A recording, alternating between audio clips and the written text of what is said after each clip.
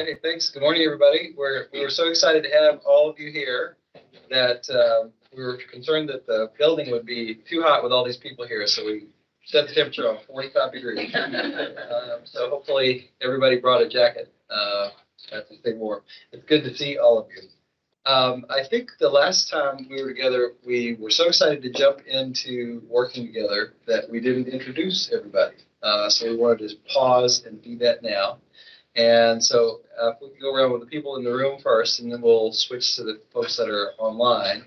And if you could tell us your name and where you're from and what year you are in school, and some of the things that that you do at school and are in your community. So we have to know a little bit more about you. Some of you are certainly familiar faces and have been long-serving members of the Commissioner's Student Advisory Council, but some of you we would like to get to know better. So Bentley, let me start with you. Hi, I'm Bentley White. I'm a junior at Kentucky School today. Thanks. And what do you do at school or in the community, or? Regional name on this. Very active. How about that? My name is Alexandra Perry. I'm a senior from Boone County. I volunteer at the local food bank and hospital a lot. I'm Justin Dunning, and I'm from Lyon County, and I'm very active in our FBLA and Beta Club. My name is BJ Kumar Karthikeyan, and everyone can call me BJ. I go to Lawrence Dunbar High School in Lexington. I'm a junior, and most of the folks I'm active in is probably Sign Media and Beta Club. BJ. Hi, I'm a shaman. I'm a junior in manual in Louisville. And some things I do at my school is I'm involved in many technology clubs in my school, and also in the community. I'm all about spreading technology and help spread kind of help and support to underserved people. Thanks. Robert, I wanted you to explain this meta thing to me. I don't get it. I don't understand the purpose of this, but we can talk later. Yeah. Luke. Luke Taylor.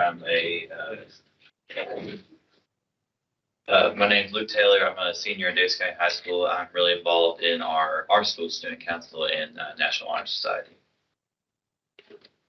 My name is Anastasia Pierita. I'm a senior at South Oldham High School. I'm a yearbook editor and a member of all the volunteer clubs. Luke, tell again where you're from. Davis County. Davis County. Okay, thank you. Hey, my name is Elle Luthing. I'm from Franklin. I'm a senior. And my activity, I do a lot of farm work, my family farm, and then engineering. My name is Tony Rafish. I'm a sophomore from Boone County, and I'm in my school exhibition debate team and NHM. Good morning, everybody. My name is Charlie Browning. I'm a senior at Marion County High School. I'm very active in my yearbook and all the volunteer clubs, and I'm also really close to the lieutenant governor of the initiative. Thomas, why don't you introduce yourself? Yes, my name is Thomas Tucker. I'm a sophomore at. Very active in our yearbook. Very nice. My name is Thomas Woods Tucker, and I have the pleasure of serving as Deputy Commissioner Chief Deputy Officer. And I love the work we do in Office of Teaching and Learning and across the entire agency. What a pleasure to work with Commissioner Glass, Tony, and the board to serve you all, and also to the administrators. My name is Mally Taylor. My pronouns are he, him. I am also heavily involved in speech and debate, and I'm a junior at the Craft Academy, and I also live in Moorhead. And I'm also involved in ECIP, which is a research project for developing business plans, and heavily involved in LGBTQ advocacy in my community. Hi everyone, my name is Ryan Mazai. I'm a junior at DuPont Manual High School in Louisville, Kentucky. And within my school, I'm very involved in my school's speech team, along with many of the other members here. Also, my school's Girl Up Club. And then outside of school, I work really closely with the Kentucky Student Voice team. Hi, I'm Sarah. I go to Highlands High School in Campbell County, and I'm a senior. I'm involved in mock trial, NHS, and the swim team at Highlands. My name is Delaney Doherty, and I'm a senior at Butler County High School. We're a very rural area, but kind of near Bowling Green, if anyone knows where that's at. I'm involved heavily in choir, beta, yearbook staff, academic team, SCA, STEM club, and I'm looking to have a few officer positions and things like that. So, great. My name's Gavin. I'm a senior at Elizabethtown High School, which that's in Hardin County. And I'm heavily involved in my school student council, class president for seniors. And I'm in the beta club, and I'm involved in multiple sports. My name is Sarah Umbarger. I go to Marshall County High School. I am very involved in my school student while I'm the president and NHS. And just recently, we started a new course with the high school for drug prevention called SAS. So I'm involved in that. My name's Chloe Ralston. I'm a senior at Lincoln County High School. I'm involved in 4 sports teams, a few school clubs, student council, just a little bit of everything. Thank you. Good, Stan, you support this team, so maybe you could introduce yourself and tell them a little about you. Hi, good morning, everyone. My name is Glypta Sandgrider-Jones, and I've certainly met all of the new members as I've helped onboard you onto this council. I joined the team at KDE this year and really look forward to continuing to work with you all and support this council in the year ahead. Yeah. And were you a yearbook kid? I was a bit of everything, quite like you all. So nice to meet you all in person. Thank you. And Tony?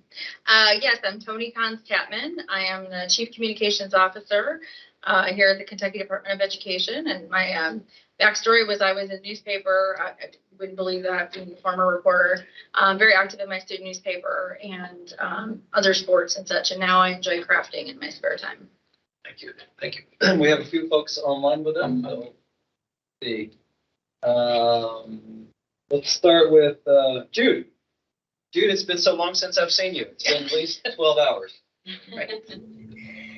Hi, everyone. My name is Jude. I am a junior at the Ignite Institute in Boone County. Some things I do in my community: I volunteer at my local hospital.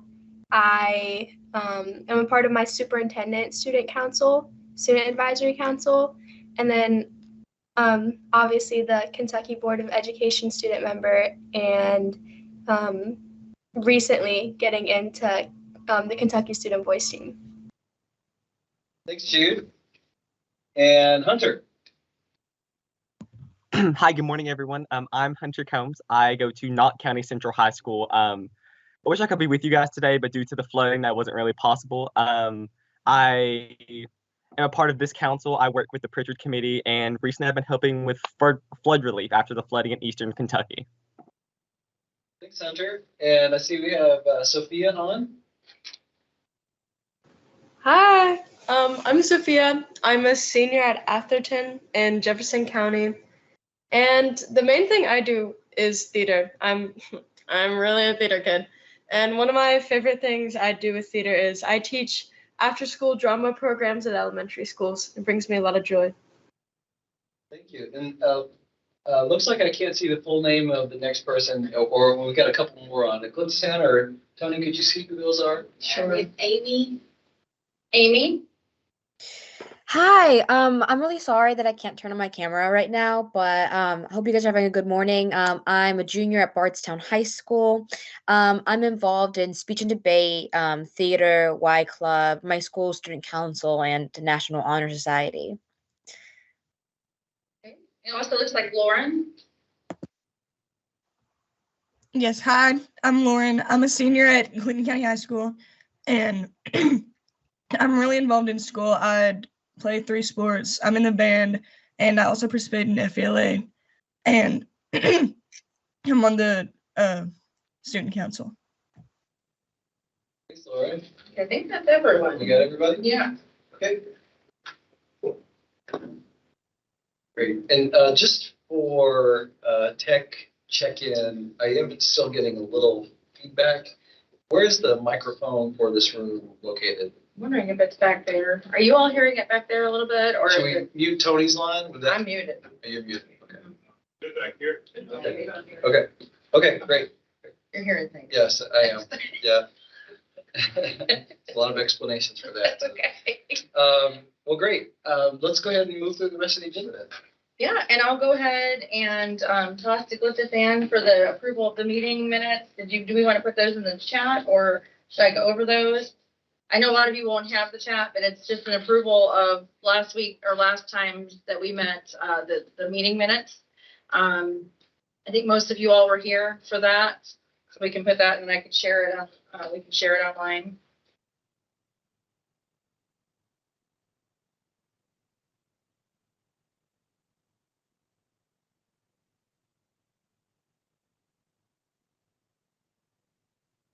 Just a moment.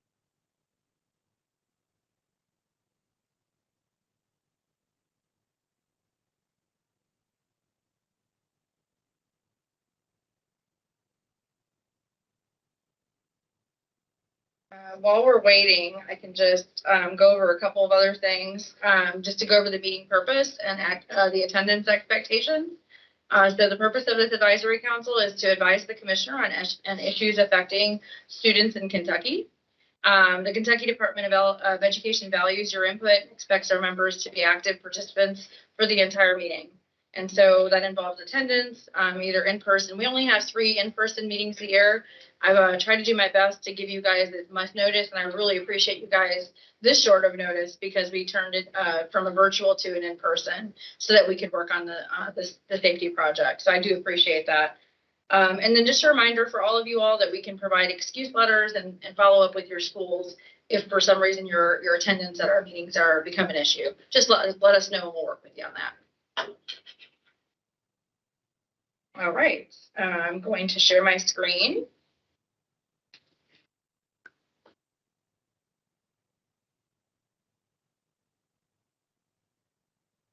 Let me know when y'all can see it because I cannot see my own screen, so I'm gonna have to do this first. Can you all see it okay? Okay. So we just need you to look over these really quick, and then if I can get someone to offer a motion in a second, and we will pass the meeting minutes from August 23rd, 2022.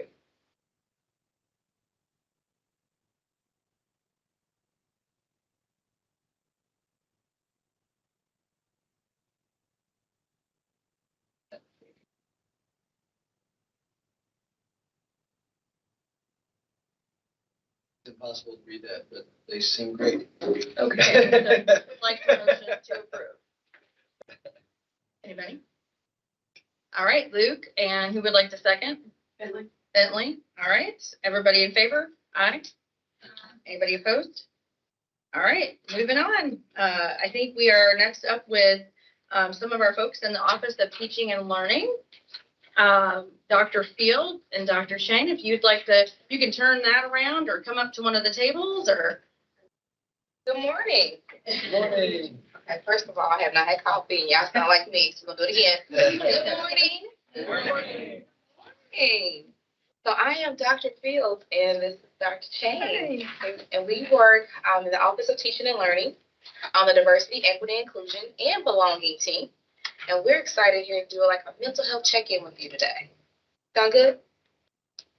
I need y'all to get up. I love music, but Dr. Sweeney was like, I don't know about the music thing, because, you know, I love Mary J. Blige. Anybody love Mary J. Blige? Who do y'all love? Like, who do you love? So the next time we come back, I can get, you know, trademark. We can play some music. Who y'all vibing to this morning? What y'all listen to this morning coming in? Anybody listen to any music? Okay. Yeah, that's my daughter's. That's your daughter's jam. Yep. What else? So. Yep. You have my heart this morning. I wish we could play Lizzo right now, but I like to keep my job. We will not play Lizzo. But it's important that we do a self-check with you. It's important that you're doing a self-check with yourselves. But in our presentation, she can pull it up real quick. I just want to quickly show you our team. Since we have new members here, while she's pulling that up, I do want to introduce our chief again, Dr. Liz Tucker. He oversees our team. I like to think that our small but mighty group is very unique. We get a chance to work in all the agencies, work with all the students in Kentucky. So I think we're the dopest team in KDE. So it's on the record. But this is our slide. We'll go through it real quick, and then we have a kind of cool activity for you to self-reflect. Because self-reflection is good, right? We need to kind of check in with ourselves. Can you go to the next one? Sure. Thank you. So that's the team. This is our internal team. So you've met Dr. Woods Tucker, and right next to him is Dr. Sweeney. Some of you may have known Dr. Sweeney, he's our director. Then we have Ms. Heather Bushelman. She's the coordinator of our counselors for our state. And we have Dr. Chang right next to me. She's our strategic analyst. You want to say anything this morning, Dr. Chang? Yeah, sure. Just good morning. And Dr. Fields and I are parents of kids in the state of Kentucky. We are graduates from our public schools here. So we are just so happy to be here. I'm personally a mother of a 10th grader. So for you 10th graders and everyone, it's a stressful time. So that's why we wanted to do this. I know my kids in the middle of midterms and PSAT and thinking about junior year, and then there's ACTs applying to college for you seniors. So it's just a stressful time. So we wanted to make sure you'll see us probably throughout the year, periodically at these meetings, just because we think it's important to check in with yourselves, check in with each other, and start the meeting with the idea of trust and, change you might have heard that phrase, change moves at the speed of trust and safety. So we just, want to bring our whole selves into this meeting and make you all feel comfortable as you go into the difficult topics and challenging topics that you all are going to be giving input on today. So thank you for having us. Thank you. Yeah. And again, I'm Dr. Fields. I have a freshman in high school, so a lot happened in the freshman land. When someone said band and sports, we were like, how did they do that? And band is really taking over our household. So bless you if you were in band in the 4 sports and 3 sports and all the activities. So we have an elementary, my husband and I have an elementary, middle, and a high schooler. So we have one on every level. So it's been quite interesting this year trying to navigate that. So I do want to review our mission and our vision for our team real quick, because it's important to know where we our why we do what we do. Our mission in diversity, equity, inclusion, and belonging is to create and deepen partnerships to remove long-standing barriers to equity by providing supports in developing an equity lens. I talk fast, I'm sorry. Evaluating student, family, and educator voice, and promoting equitable, inclusive, and healing learning communities. This is why we do what we do. But our vision, this is where we are going. This is important. We want each student and educator in Kentucky to feel a sense of belonging. You should feel very connected in what you're doing, that I belong here. And that's the ultimate goal of why we do what we do. So hopefully today you start to really feel that sense of belonging, this team, that as Dr. Chang stated earlier, that you have that trust, because you are making decisions for our state. And I'm so excited to have even the new members, some of your faces I've seen online. So let's dig deep into this work. But before we do that, it's always important that we do a self-check. So can we look again for me? So I like memes. Don't y'all like memes? Let's do a meme check-in. So hold up your fingers for me if you're kind of like a 1, a 2, 3. This morning I woke up, I was a 6. I was like, oh, I gotta get together. But right now with you, I'm feeling the vibe in this group. I think you're warming up. We're right at a 7. So hold your fingers up for you. 1, 2, 3, 4, 5, 6, 7, 8, 9. What we got? See, Tony's, what is that, an 8, a 9? We got some 8s, we got some 3s, 7. Okay. We're waking up. We're waking up. All right. So go ahead and check the next one. So it's good to see that you're livening up to this morning. So have you taken an inventory of yourself lately? So we're going to do this quick activity. You took half, I took half. And I thought, how cool would it be to, you're welcome, to do it on construction paper. Because, again, I'm an elementary at heart a little bit. But plain paper, pretty boring. So, yeah. Right. You're welcome. You're welcome. Dr. Chang, I need some more on this side. I'm trying to avoid passing out the flame to give some color to liven the group up. You're welcome. You're welcome. Almost perfect. Okay, yeah, participate. I'm sorry, it's gonna be like. It's okay. Okay. Let's participate if you like. You're gonna take your paper, you're welcome, and you're gonna fold it evenly into thirds. Okay? So it's your 3 columns. You're gonna need something to write with. And I guess those of you online can do the same thing. It's the same thing. Get your plain sheet of paper or something colorful, put it in thirds. If you click the next slide, it'll tell you how to fold it. Into thirds. 3 equal parts. Okay, now, I'm sure we can fold in 3 now. This is not quite equal, but we're getting there.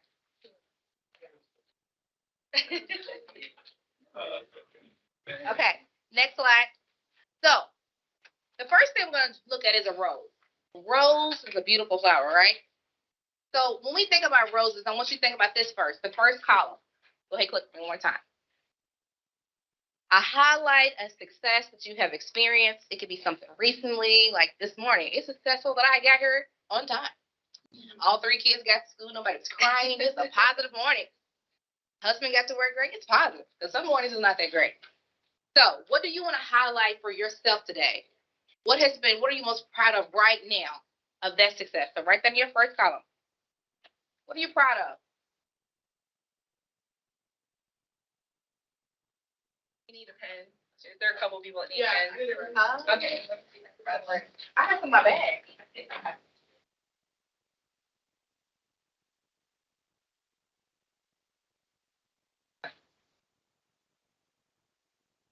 we go. Who needs the pen? How are you? Change your you can. All right. Next slide, please. For every positive, when we have beautiful flowers, there's also a thorn, right? You ever pick a rose up and accidentally prick yourself? You're like, ah, and then you're like mad for a minute. So your next middle column is going to be that thorn. What is that thorn in your side right now? Those challenges that you're experiencing. Just full disclosure, this is for you. Mm-hmm. You don't have to turn this into us. You don't have to tell us what you wrote. This is just for you.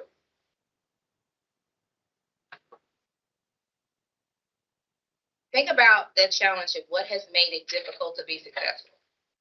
It could be just time, not having enough time in the day, trying to balance it all.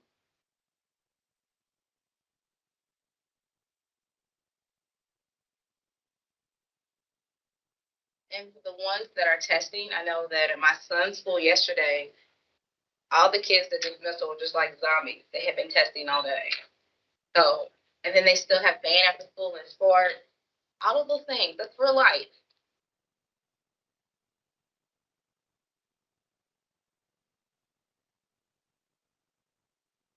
But after we experience the positives with the roses and those challenges with the thorns, the next thing we have to look at is the buds. Those are our opportunities. What can we look forward to?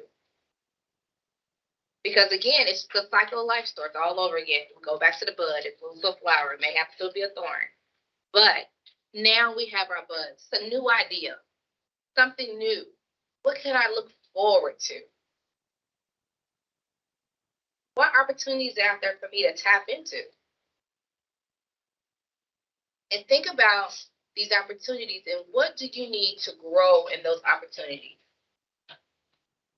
Do you need to find a mentor? A mentor is a person that can help guide you. They can tell you what books to read. Or do you need a sponsor? A sponsor is someone who could put you in the room. Not just mentor you, but put you in that space. And think about the platform that you have now. What opportunities do you have now? How can you help shape and change how we are moving in our state? And I will say, Dr. Shane and I were very proud. Last week, we went to a conference in the U.S. Department of Education, and we were talking about the amazing work that our students have done in regards to mental health. And I'm telling you, states like Virginia, they were jealous. Georgia, we were like, yes, we have the dopest students in Kentucky. So you made an amazing impact in that area. Think about now, what other opportunities do we have to change what we're doing?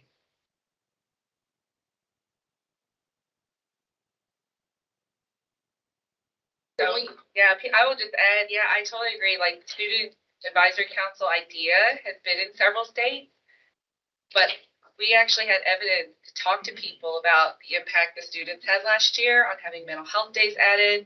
People were amazed that something actually happened, because sometimes you have these councils and you hear it, and then it takes forever to have a change. Change happened, and that was just so, we are leading the country. So you all are leading in a state that's leading the country. So I just be really proud. Can you click the next slide for me? So again, think about it in 3 categories. These are your successes, your challenges, and the potential. What I encourage you to do, occasionally I like to do this with myself, just trying to figure out where am I, do an inventory of where I'm at right now. And I fold it back up, and I either tape it on my mirror in my bathroom, or I put it up on my desk, and I come back to it a couple months later and kind of see, check in again. Where am I? Did that potential that I have that actually turn it into something? Is it now a challenge, or is it now a success? But self-reflection is so important that you're doing that, so you know how to move forward or what you need to reevaluate. One more click from you, Ms. Lee. So that's all we have for you today. Just want to take a moment of reflection, do a self-inventory. And I hope that we get to come back and check in with you again to see how you're doing.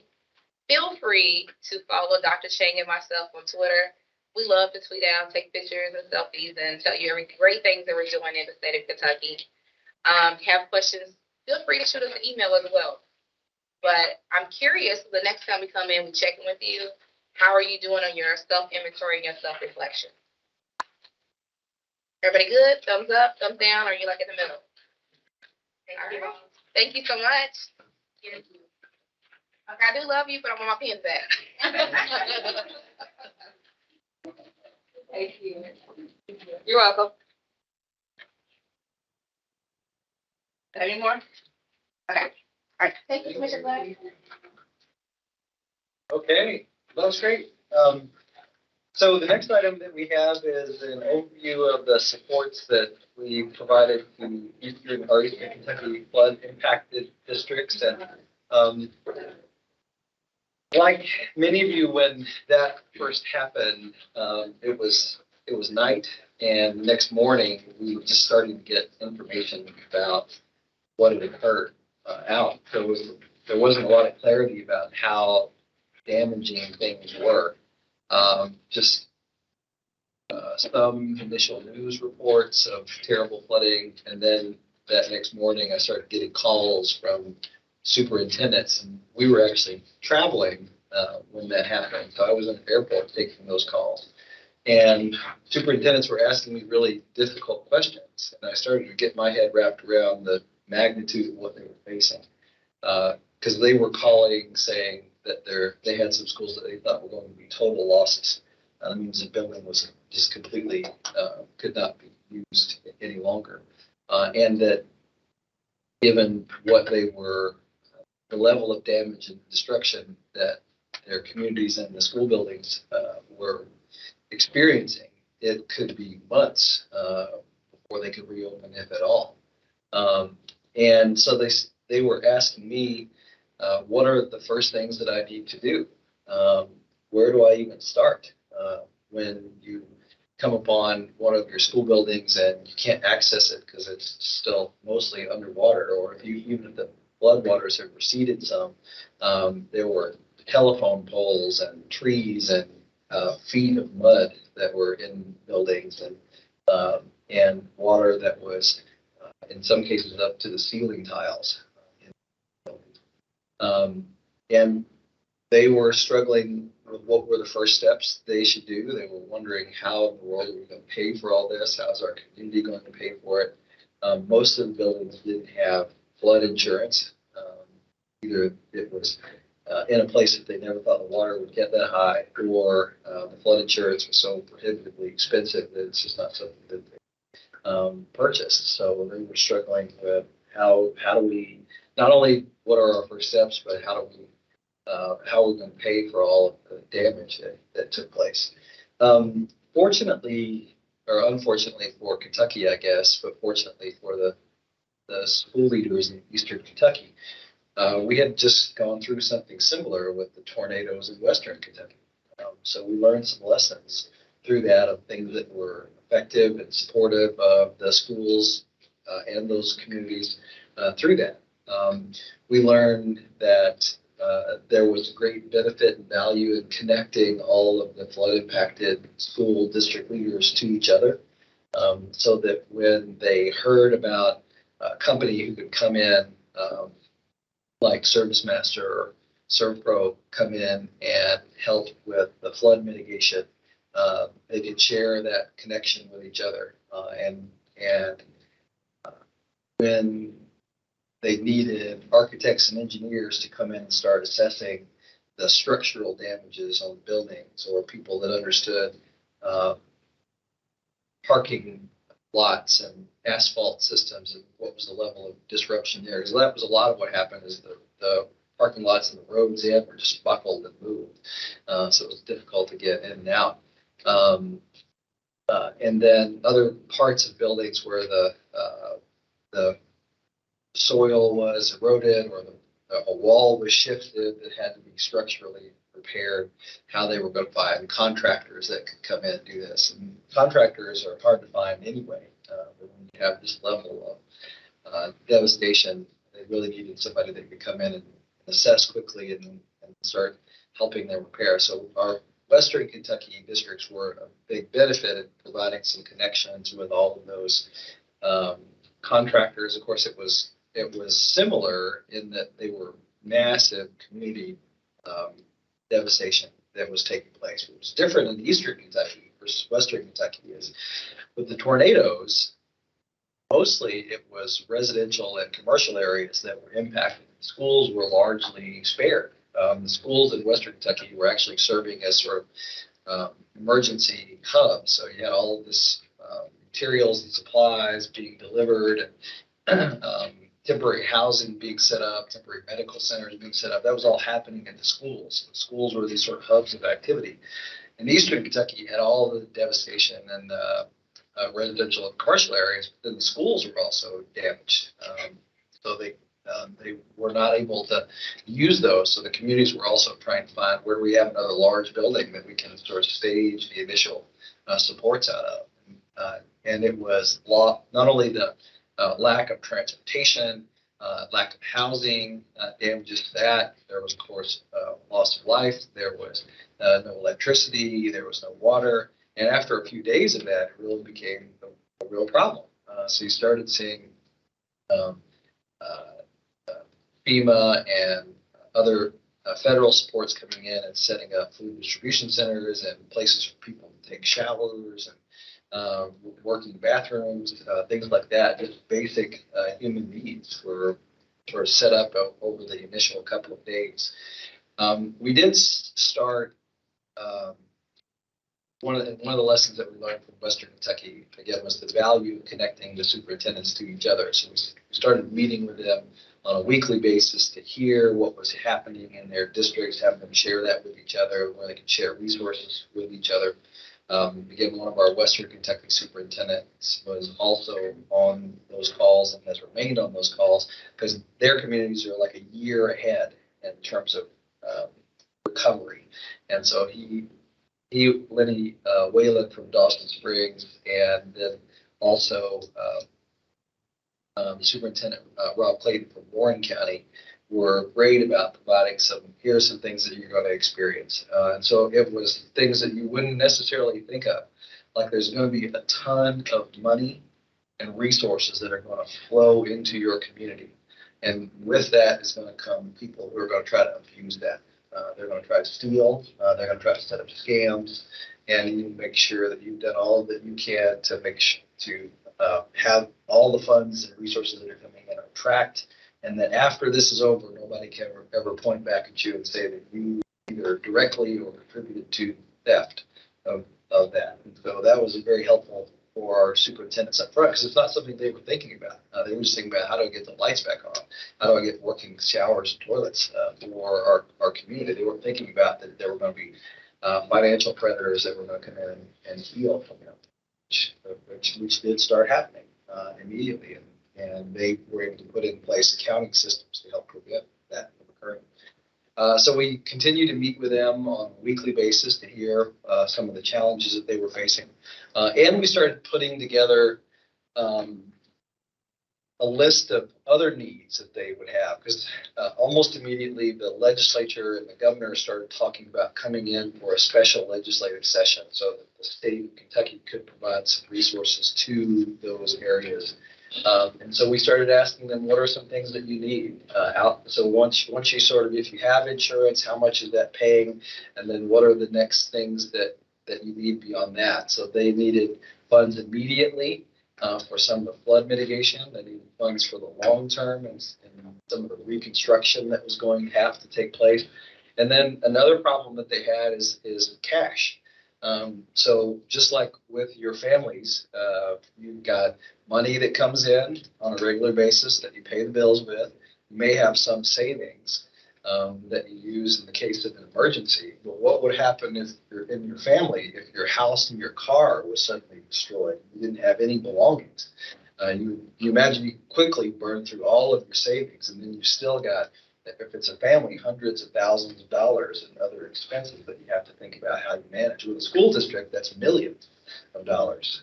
So they had a cash flow problem. They weren't going to have enough money in to continue operating, paying people's salaries, all the recovery that was in place. By the time the next tax collections came in, and even when those came in, it wasn't going to be enough to cover all the loss that they had. So one of the things that the legislature put in place was temporary support to stabilize them from a cash flow perspective.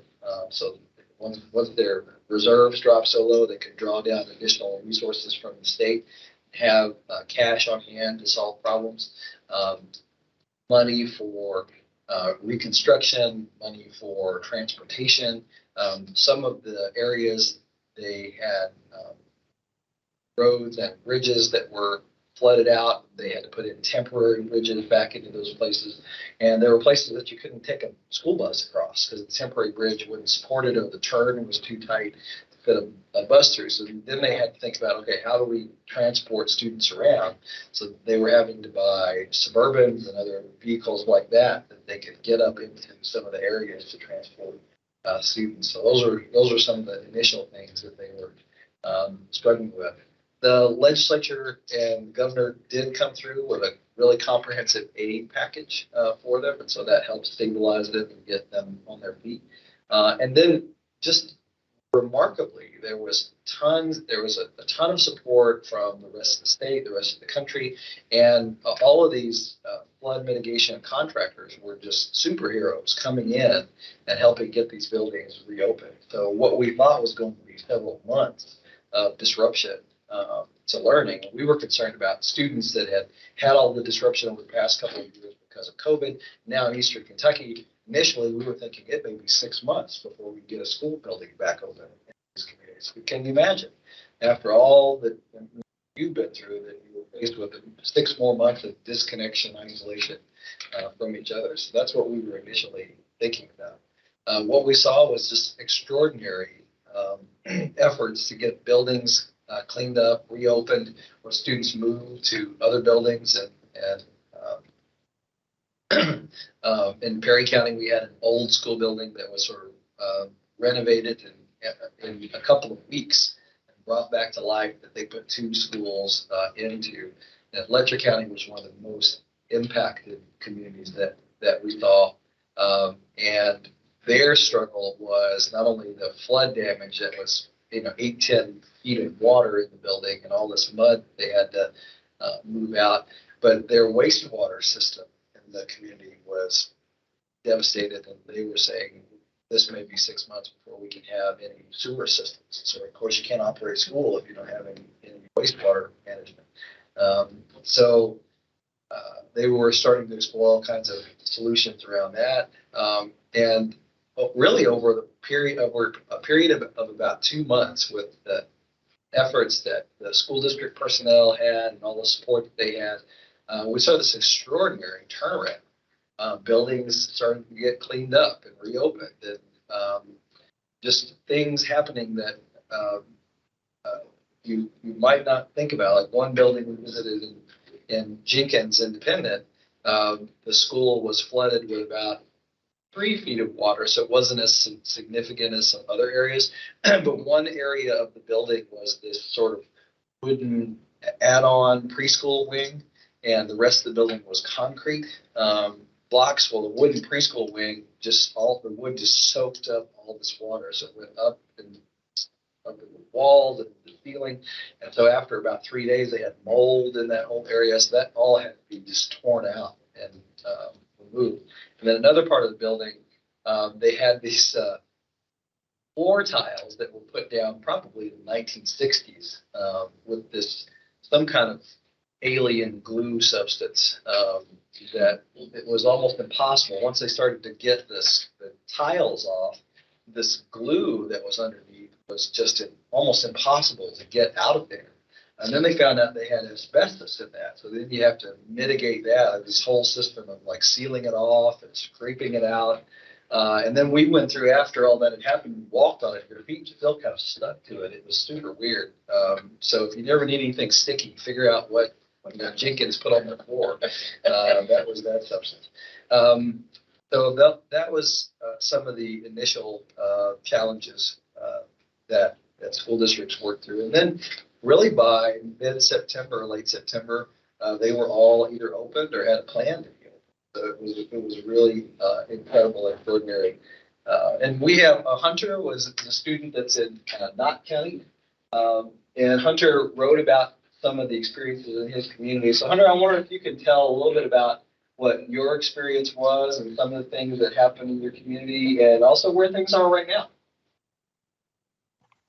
Yeah, absolutely. So I was impacted by the flooding. We were talking about how a lot of people kind of woke up to hear the flooding was happening. Well, I was awake when the flooding happened. It hit us at like 3 a.m. It was a whole event. We really didn't think we would be back in school this year because our elementary school had 3 foot of water in it. Things weren't looking good. And then my high school, which I'm in right now, it wasn't looking the best either. We're lucky to be back right now because I am currently sitting inside of Knott Central. It's been crazy. Because again, we kind of thought we wouldn't be back this year, and then there was talks of, will we ever be back? That's basically it. I know Katie has done a lot for us. So I'd like to just thank you guys and yeah. Thanks, Hunter. And I had the chance to drive up the, Troublesome Creek that's in your community, and saw some of the flooding firsthand, including the building where the family was lost, and where that happened, and just the bridges washed out and cars turned upside down in the creek. Tell us about some of your peers, some of the other students and the staff. How's things going in terms of their residential situation? And then also, I know that in Heidemann there was flooding in town, and how the businesses are doing. Yeah, absolutely. So to kind of speak on housing, I know multiple of my friends have lost their housing. I'm lucky to still have my house. A lot of my neighbors happen to lose theirs. There is temporary housing, and they do places to live. We don't know when permanent housing will be here. We've heard later into the year. One of my friends has moved houses 4 or 5 times since the flooding hit because they're in, one place for a couple weeks and then they move. And then there's been talks of they went to another school for a couple weeks because of where they lived. It's been crazy there.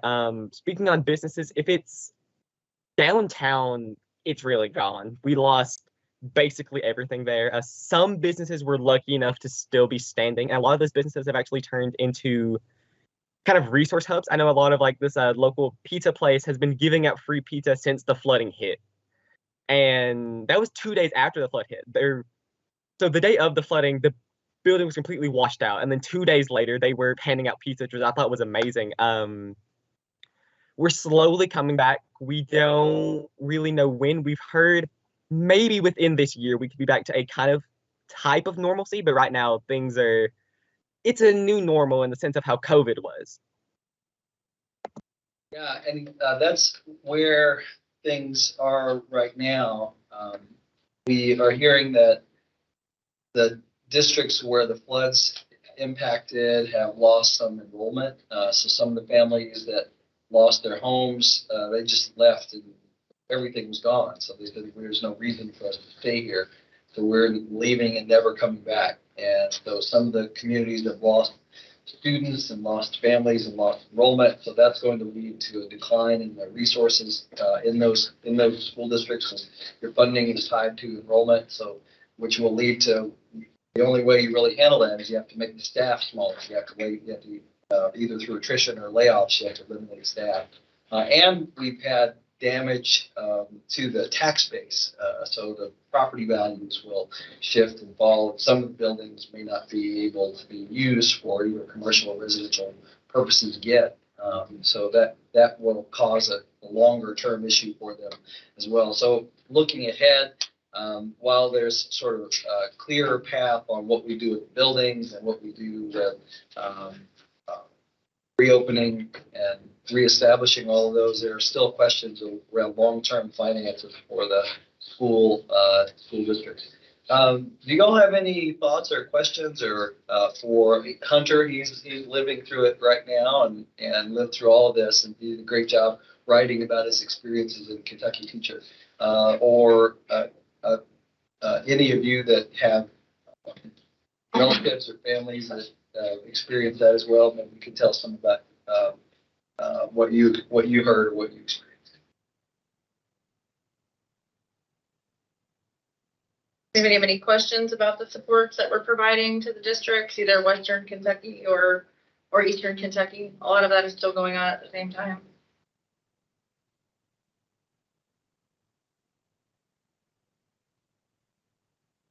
I guess where schools in most need of right now, our National Honor Society held a book drive for Eastern Kentucky, and I know we probably sent maybe like around 500 books, but is there still a large need for books or just regular school supplies? Yeah, I think they're have received a lot of support from books and information. That's what we'll ask in our next superintendent huddle. What, if any, materials they need. One of the things that happens in these disasters is, and this is out of a place of generosity, if stuff just starts showing up all over the place. So there has been this large infusion of books and materials and supplies, and other school districts have been great about. They have additional desks and buses even to send them to those communities where they can use them. But we'll ask if there's additional need for books, and we can share that back out if any of you are interested in sort of organizing something like that. And I know the regional cooperatives have been working to find out what materials and supplies the school districts might still need. Yeah, we just had a huddle with the superintendents. We've been doing those. They were weekly, and now we're shifting to about 2.5 weeks. And so we just had one on Tuesday. It feels like it was a month ago already. But one of the things that our superintendent told us is that they're really kind of focusing recovery efforts now towards holiday support. It's really important to get that sense of normalcy back for not just at the school level, but for families to kind of feel whole again. So things like making sure they have food, like a good meal for Thanksgiving. I know that there is a coat drive going on right now that we can share with you. It's getting colder. Obviously, Eastern Kentucky experiences a little bit more cooler weather than the rest of the state. And so I know there's a need to get jackets that is being organized through the Kentucky Association of School Administrators. I think I've got my K group right. So that is going on. And then also, I think there's going to be an effort, if you remember what happened with Western Kentucky last year with like gifts. I'm not sure at what level, but I know that the First Lady and the Governor's office are interested in trying to coordinate some effort with some of our key groups and some of our cooperatives on trying to help with like the little things, because one of the things that really struck with me from one of our superintendents was, you know, when you're in some of these modular units, and we do have some students who are still living, their families are in tents right now, you can't put up a Christmas tree. And so, you know, little things like that that you think are small are really, those are really big things that if we can try to figure out ways to have them kind of bring the holidays to them while they're trying to rebuild. I think that's going to be the focus here in the next month or so. We'll certainly reach out to you all. We meet with them every couple of weeks. I think our next meeting is going to be the last week of October. So anything with your student groups, if you come up with ideas, just let us know, and we'll be happy to help coordinate that with our district. I know they have been and will continue to be very supportive of anything that our students and other districts can do for them. This is more a question for Hunter, but I know this may not be like a top priority right now, but I know that especially in Knott County with speech and debate, extracurriculars are, your speech team is excellent, but is there anything that we can do to like help support any extracurriculars, not just limited to speech and debate, but anything that can help get back that normalcy? Well, first off, thank you. I just joined the speech team this year, so I'm very excited for that. Kind of looking into it, we don't really know.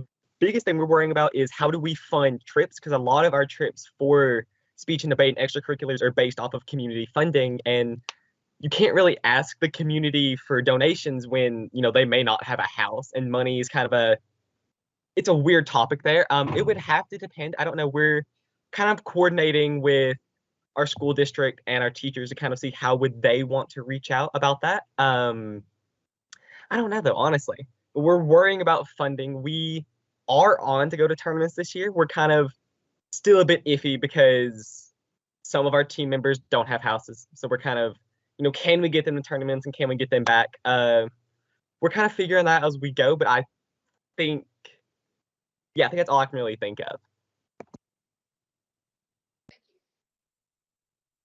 I had another question. Has there been like a staffing shortage in Kentucky? Just because I know like post-COVID, my district, we had a staffing shortage, but I didn't feel like that it would be like post-COVID and then post-flood.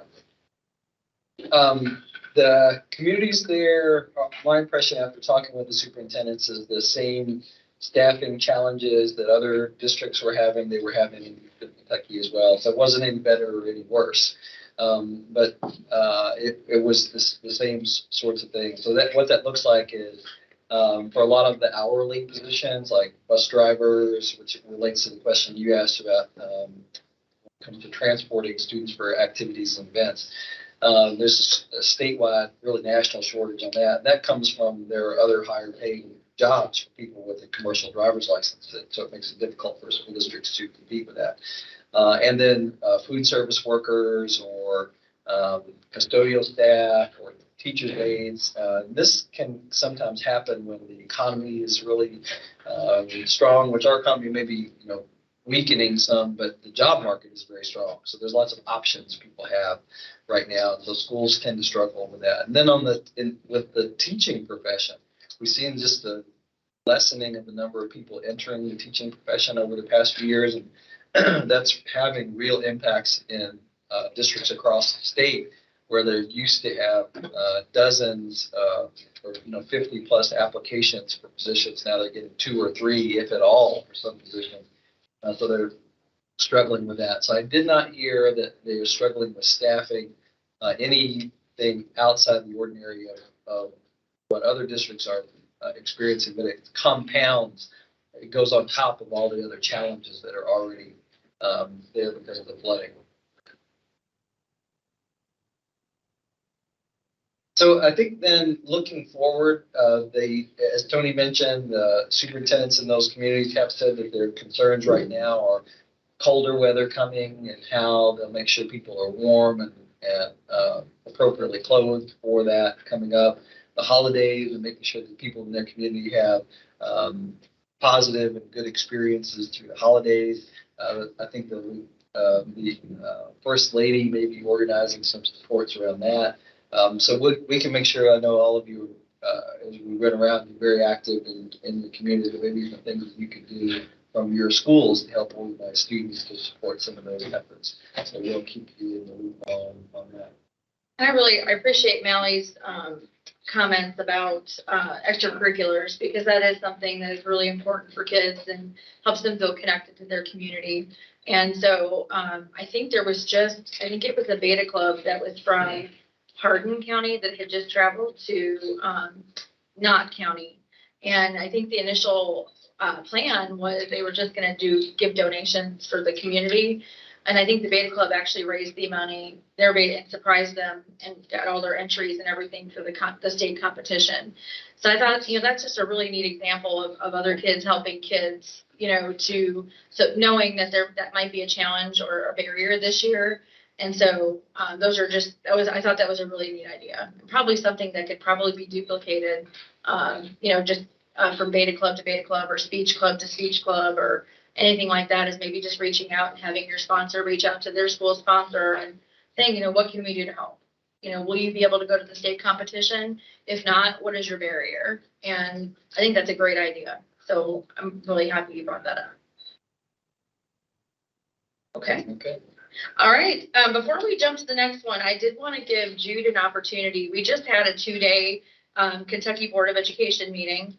The commissioner might want to talk a little bit about the fun stuff, like the charter school the regulations briefly. But I really wanted to give Jude an opportunity because she is a student that is on our Kentucky Board of Education, and just kind of get her perspective from the meeting. And Jude, are you there?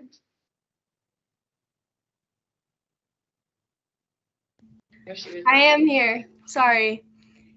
So as Tony just said, we did have a 2-day Kentucky Board of Education meeting. I actually just got back yesterday, right after the meeting. And so kind of a recap on that, we were down in Logan County by Bowling Green, that's where we stayed.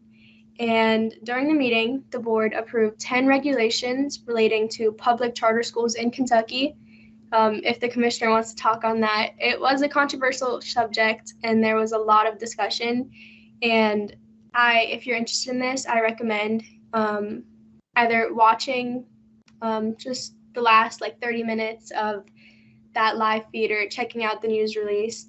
There was a really good statement from Chair Young on kind of how that all ended. But it was necessary to conform to the requirements set by House Bill 9, which modified Kentucky's charter school law and set up funding mechanisms for charter schools. So legally, you kind of had to approve it. So there was a lot of really good discussion there. And with being the student member, obviously I'm a non-voting member, but just hearing that discussion, I didn't know a lot of this stuff was happening. And just hearing that discussion and hearing everyone's point of view and hearing how all of the members didn't think necessarily of themselves, but every single person was thinking for the benefit of everyone. So that was really nice to hear. But we also approved the KBE's 2022-23 legislative goals and priorities, which I can mention some of those here in a minute, and approved the commissioner's 2021-2022 evaluation and his 2022-23 goals. There's a really nice segment in the meeting where everyone was congratulating him, and he was sitting there squirming in his chair, but he was great. As you guys can tell from this meeting, he's amazing. Every interaction I've had with him has been phenomenal. He welcomed me with open arms to the board. So if he wants to talk about that, I'll give him a moment before going over some of the goals and priorities that we had. Yeah, thanks, Jude. It was awkward to be under the spotlight with the board for that long. I told him that when we renegotiate my contract, I'm going to make sure that evaluation lasts 30 seconds from this point forward. So, but it was great to have their support and your support. Maybe we could give the give the students a little bit of information about the charter school regulations, because I think that's going to be in the news going forward. And Jude was sat through all of the conversation around that. It was pretty complicated, right, Jude? Yeah, especially a lot of the funding questions and constitutional questions. So I don't know exactly how to start with this thing. It's a long and sordid, complicated tale for sure. So Kentucky doesn't currently have any charter schools, but so you've got sort of a frame of reference on it. What a charter school is, it's like if your school district wrote a contract with another organization to run a school. And so that organization could be a nonprofit in the community, could be a group of parents in the community, could be an outside school organization from another state that comes in and operates a charter school. But the charter is really just a contract. The contract between the school district as the authorizer and the school district operator. So those are the two terms that you hear a lot in charter schools: the authorizer, where the money's coming from, and the operator, the people who actually run the school. The idea behind charter schools was that there have been sort of layers of regulations and bureaucracy that have been put on schools, all the sorts of things that public schools have to do and regulations they have to follow, and that if we could somehow break free from all of that regulation and send a contracted money to a charter school operator, they would have more flexibility and freedom to offer quality education. So that was the original idea behind charter schools. That goes back almost 40 years ago now. The first ideas around them started to take place. It's now wrapped up in this notion of school competition or school choice, that if you had different schools competing in communities for enrollment, the competitive pressure would cause all of the schools to perform better. So you have to sort of modify what you're doing and improve, or you would lose enrollment, lose students, and eventually have to close. That pressure of competition makes the schools better as well. So I think those are the two initial ideas behind why charter schools exist, or why other states have charter schools, as one, to cut through regulation, and the second, to create that sense of school choice and competition. So Kentucky has a charter school law that was passed in 2017. The funding mechanism in the original charter school law was always a problem. It wasn't clear how funding was going to flow to charter schools. And so that's why we don't have it right now. Even though there's been this law in the book since then, charter school operators that may operate in other states look at Kentucky and go, well, if I open a school, I'm not sure that I'm going to get funded. So I can go to another state like Indiana, where the funding is more clear, and operate there instead. So we don't have any charter schools currently in Kentucky. In the last legislative session, I would say that the legislature got really upset and impatient about this. And so they rewrote the funding component of the charter school law to try and sort of force money to make force districts to make funding available to charter schools. And they did it by, I would say, they wrote the original bill, House Bill 9. Representative McCoy from Nelson County was the chief sponsor of that. And then they did not listen to any of the feedback or criticisms or people were telling them, including we wrote them a long memo about, here are the problems with this bill that you need to address. And they didn't do any of it. The bill went through unchanged. So they did not amend it, they didn't change it. It just went through exactly as they originally set it out. And one of the things that they did in the bill was they were very prescriptive about how the money has to flow. And then they told the Kentucky Board of Education, which Jude is the student member of, that the Board of Education had to then write regulations to match the law, which is sort of a duplicative step. That didn't make any sense to us either. If you're going to put all the detail in the law, you don't need the state board to further put detail in the regulation. It's already in the law. So you now have created sort of two layers of bureaucracy and rules about how all this works. So that was one of the things that we didn't like about the bill is it was, if you're going to write all that in the law, you don't need it in the regulation as well. But now the law said that we had to do that, so the board moved it forward. The concerns that I think the board has, that people in the state have, that are working schools with the law are constitutional and operational. So the two levels of concerns. On the constitutional level, the state of Kentucky's constitution doesn't allow the legislature to make sort of different rules for different communities. To say, well, if you're an agricultural farming community, then this is your set of rules, and if you're a city, then this is your set of rules, and if you're a suburban area, then this is your set of rules. The Constitution doesn't allow for that. Basically, it says the same system of governance has to operate for everybody. Well, in this charter school law, what they did is said that districts that have under 7,500 students have got a lot of authority on saying if a charter school operates or not. So if you're a smaller district, 7,500 students or below, and that's kind of Owensboro size or below, then you can say no to a charter school. If it's over 7,500 students, you don't have a lot of authority. So the charter school can operate whether the district wants it or not. And so that is a fundamental constitutional problem with this law, is that it sets up different systems depending on the size of the district. So we told them that, told the legislators this is going to be a constitutional problem. And again, they moved it forward without any modification.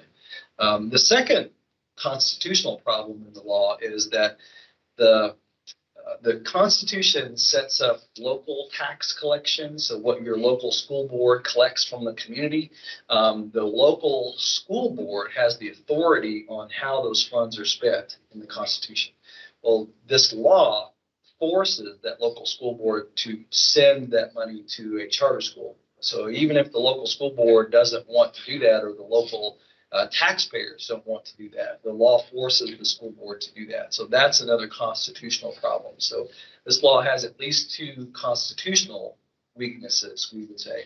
And then what Jude heard in the almost 2 hours, almost a conversation about it, was lots of questions around the funding that's set up. So for example, there are, in Northern Kentucky, it allows for the University of Northern Kentucky or some kind of collaborative organization to come forward and establish sort of a regional charter school in Northern Kentucky.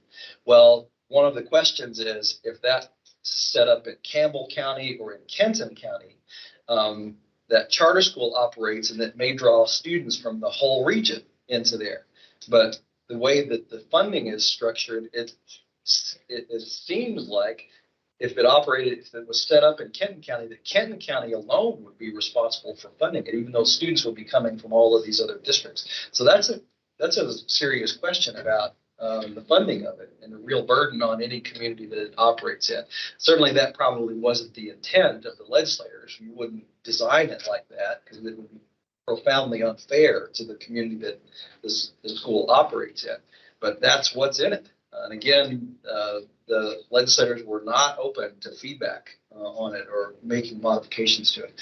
So I think to sum up, there were serious constitutional questions, and there are serious sort of policy or operational questions about how this is actually going to work. The legislature also has set up how court challenges happen in the state, and that you can't sue them. So who's going to get sued is me. So they're going to sue the Kentucky Board of Education. So they're going to sue you, Jude. And they're going to sue me as the commissioner because we had to put forth the regulations on this. So we're going to be named in the lawsuit on this. So it's sort of set up where all of these problems are in the law. The legislature itself can't be sued. So they're going to sue the entity that's implementing it, which is the Kentucky Department of Education, its commissioner and its board. So what we've said is, look, we told you that we have raised the alarm that there are all these problems in the law. Nobody did anything to stop those. So you forced anybody that challenges it to sue us about it. So if that happens, we're not going to defend it. somebody brings a lawsuit around any of these issues that we've addressed, they're going to win because we're not going to show up in court and stand by it. So the Attorney General in the state may come forward. Daniel Cameron's office may come forward and defend it, but the Kentucky Department of Education will not, so long as the challenges are in those areas that we've identified. So there's sort of the long and sordid tale of charter schools in the state. Now, I'll just close by saying I've worked as a superintendent with districts that had charter schools, and there are quality charter schools. There are good schools that do good things for the community. And at the same token, there are those that are not. So there's a real mix. There's real variability in charter schools. Some of them are excellent. Some of them are not. And so you get this real mixture of different schools when it comes to charter schools. But I'm not opposed to charter schools. I am opposed to bad legislation, which and professionally, I think this is for the weaknesses that I've talked about. Charter schools have been around for, like I said, 30 or 40 years. So other states have learned a lot of lessons the hard way about how to structure charter schools to make them quality. Kentucky is ignoring those lessons and rushing forward into this. So I guess I think that it's going to be declared unconstitutional by courts. We'll have to see about that. The legislature may come at this again and try to fix it. And I would say to them, especially to the Republican supermajority that is in the legislature, you control everything. Like the governor can't stop you, the Democratic Party can't stop you. You can do anything you want. So you don't have to rush this. Slow down, revise it, and do it right, and then implement it like that. So we can have charter schools in Kentucky, but we need to do it in a way that doesn't repeat the same mistakes and doesn't create constitutional challenges for us. So long answer, but I have a lot to say about this. Yeah, so let's stop there and see any feedback or thoughts. Or Jude, I know by the end of it you were probably about to pass out from the technical detail associated with all of that. But I don't know if you have any more thoughts, Jude, or if there are any questions or feedback or thoughts that you may have. I have one question. And I don't know how valid this question is, but I understand the idea of a charter school. Like it's like a group comes and is like, let's make school. But why would you want to do that? What do they gain from starting a school? I guess is kind of the question. Well, there could be numerous reasons for that. So let's say in your community, a group got together and said, we really want a Montessori school, which is like or an expeditionary learning school, like a outward bound kind of school. Yeah. So it's something specialized, right? Or a STEM school, something like that. And the school district says, we don't really need to do that. We're not going to offer a Montessori model or a Waldorf model or an expeditionary learning. We're just not going to do it. And so the group of parents and the students says, well, we're going to do it ourselves. And so that's one way one reason that you see a charter school come forward is that there's a demand for a certain niche form of schooling that the local school district isn't providing. And so they create this sort of other school to allow for that. So that's one reason. Another is that there's dissatisfaction with the school district. Like people think, well, our high school just isn't getting it done or not equality or something. And we want to create our own school that does it independently of them. So that's another reason. So those are, I think, two kind of positive reasons. Another sort of negative reason I would say that you see charter schools pop up is really de facto segregation. That you have a community that is economically and racially diverse, and there are usually upwardly mobile white families that want to have their own school and their kids out of the school where there's more diversity. And so they'll create a charter school that is effectively largely a white school and an affluent school. And they do that by not offering transportation, not offering food services, not offering English language learner services, and having systems to enroll in the school that are difficult to navigate, requirements of parents in terms of donations or volunteering their time that may create hardships on low-income families. So when I talked earlier about mistakes other states have made is in allowing those kinds of schools to get started up and operate. So I think those are the kinds of things going forward. Kentucky should put in place safeguards to keep that from happening. We want our public schools to be open to everybody. They should remain public schools. If it's a public charter school, it really should be open to everybody. So that's a value that continue through in whatever schools go forward. But those are some of the reasons. Yeah, thank you. That makes a lot more sense. And if there was an article in the Northern Kentucky Link newspaper that goes into this private development in Northern Kentucky, and there's a lot of sort of smoke around, did that private development that wanted a charter school just for the private development funnel in money and apply pressure and lobby to get this law done so that they could have their own school just for the private community, which plays into what I was talking about earlier. So I don't know that, I don't have any evidence that that is exactly what happened. The people involved are all saying no, no, no. But I think you can read through what the journalists uncovered and draw your own conclusions about what's happening. Yeah. Kind of going back to what we were talking about earlier, funding and all that. And I know I come from a district where the high schools are overpopulated, so I think a charter school might help. But is there a concern with, like, if you put it in a regional area, like you put one in eastern, one in western, and one in kind of the northern area, that the funding is going to go away because all those like students and all that are moving towards the charter school, or is that an issue that they're looking at? Yeah, no, I think, and that's a fear that a lot of public school advocates and public school leaders have about charter schools, because the funding goes where the student is. And so if you open up a school in any community and it enrolls 100 or 1,000 students, then that's decreasing the funding in the public school system and moving it over to the charter school system. So you do see things like schools having to close buildings or lay off staff and shrink down as they lose students. So that's a common problem in Colorado, where I worked for many years. Probably by now, 20% of the students in the state are in charter schools. And so that's moved 20% of the students out of public schools into charter schools. So now you see these mass closures taking place. So school districts are having to close down schools, which is a really painful thing for communities to go through. So that is a concern. And it raises another question of in our state constitution talks about an efficient system of common schools. So if we create a system of charter schools alongside a system of public schools, is that efficient? Really, we've created two networks or two systems of schools. So that's a constitutional question as well. I haven't thought as much about that one, but I think it'll get litigated as well. Yeah. So I'm a little bit naive on this whole subject, but it kind of sounds, and this might be like a biased opinion, but it kind of sounds like a private school with public funding. So do charter schools have the same sort of regulation that public schools go through? Like, could a mega church start a charter school, get government funding for it?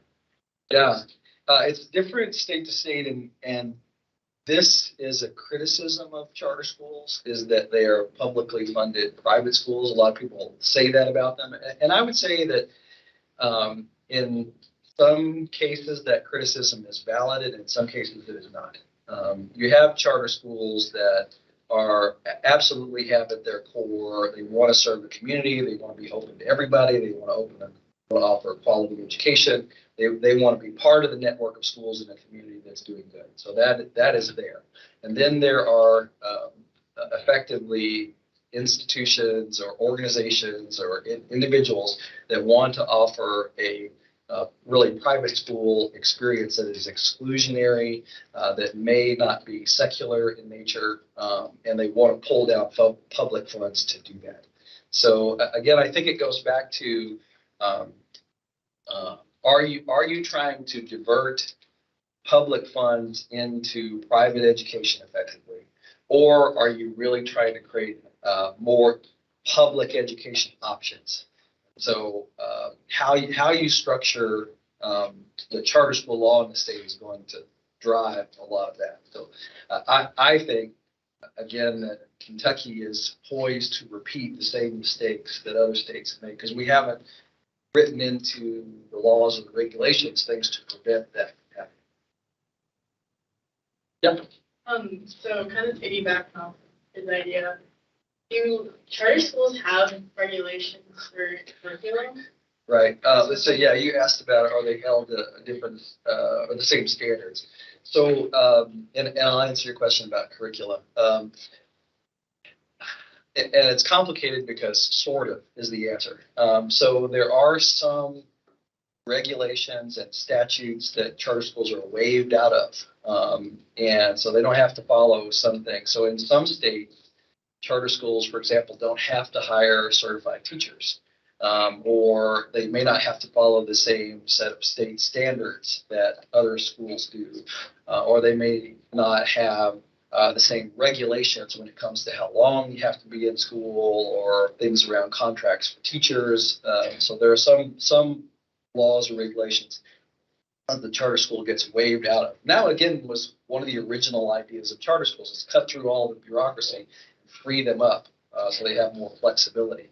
So that happens in some states. But when it comes to Kentucky's charter schools, and we don't know exactly what this looks like yet because we don't have it. But things like requirements around certified teachers, around school safety, charter schools would have to follow those just like public schools. And I think that's the right approach. So whatever is good for the goose is good for the gander.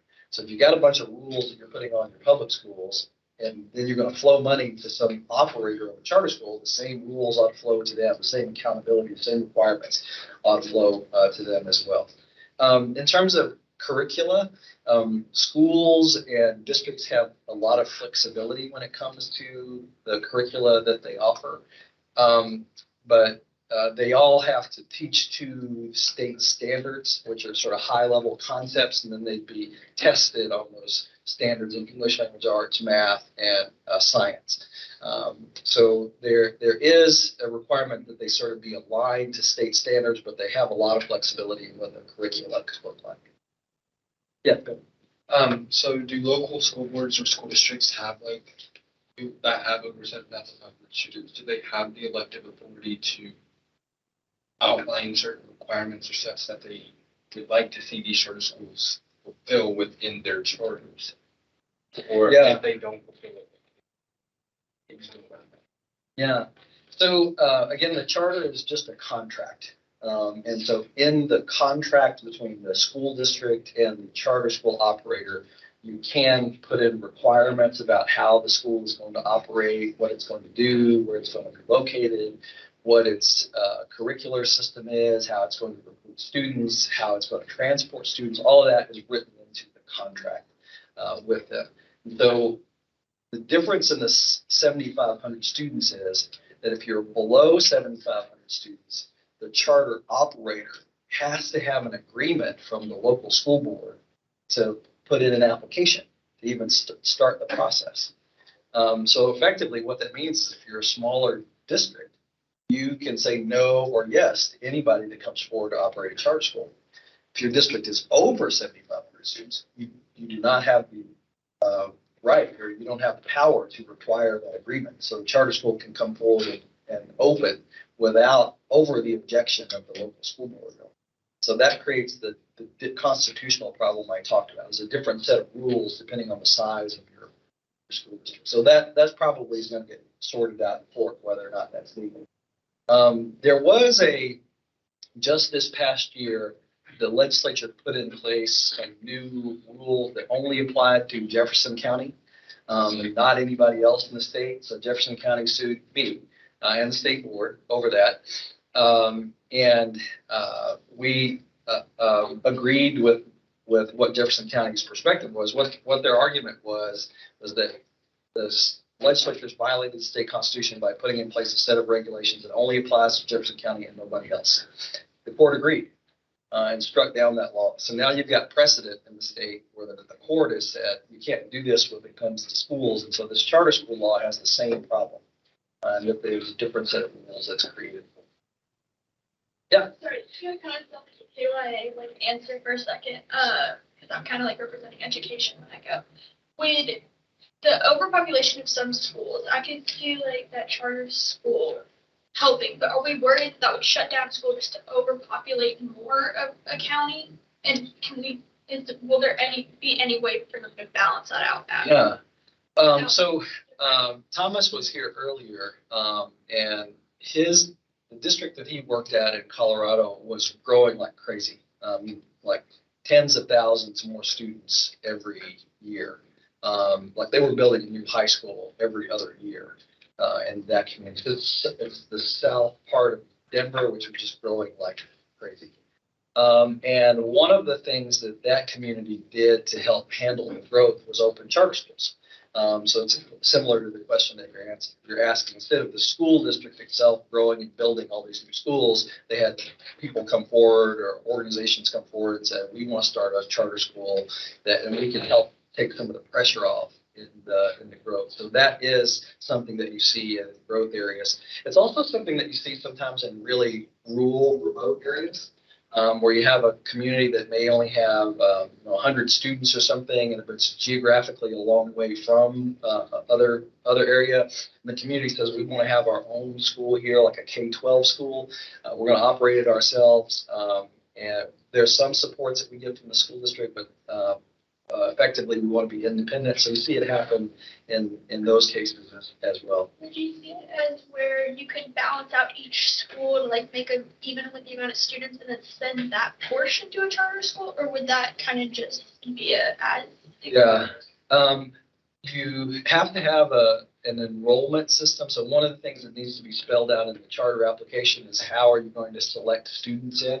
The most common way of doing that is a lottery. So you have applications and then there's a lottery to determine who gets in.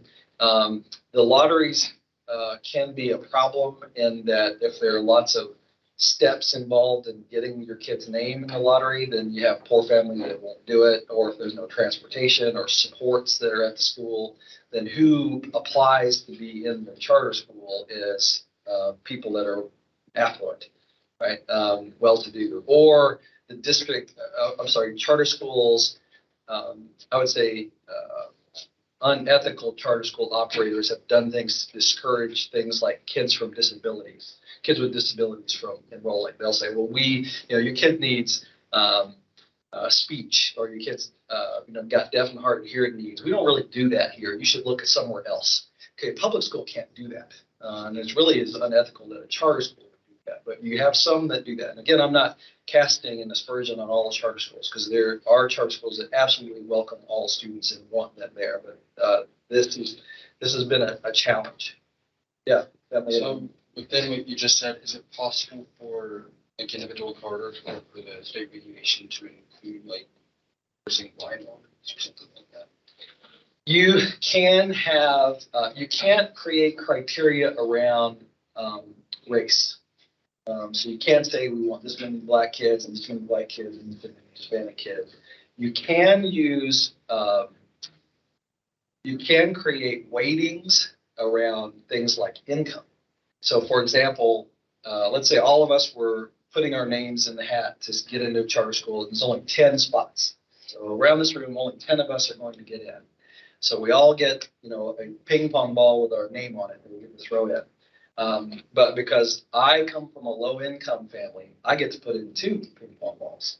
And because you come from a low income family and you have a disability, you get to put in 3 ping pong balls. So that's a weighting mechanism that charter schools use. Some charter schools use to make sure that their population looks more like a community. One of the more interesting models I've seen, and this is High Tech High out of San Diego, which I would say is a quality charter school organization with a real value around diversity and serving the community. They use zip codes. And they say we have to have so many students from each zip code in the city of San Diego come to the charter school. So that's how they try to balance out and make the charter school look like the community. Yes. I'm just wondering what like the benefit would be of starting a charter school over like just independent schools.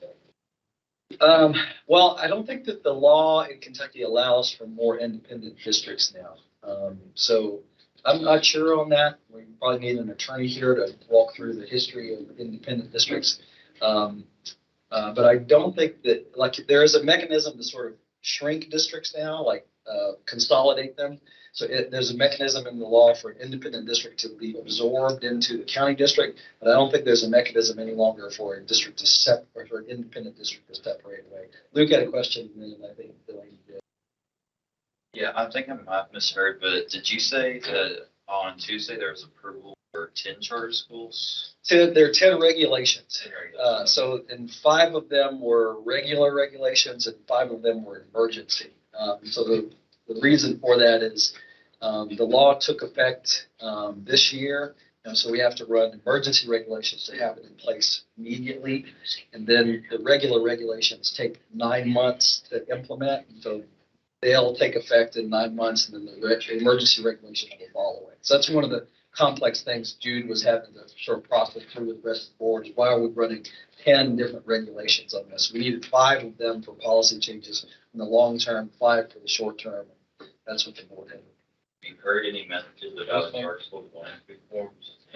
We have. We are likely to get a charter school application out of Madison County.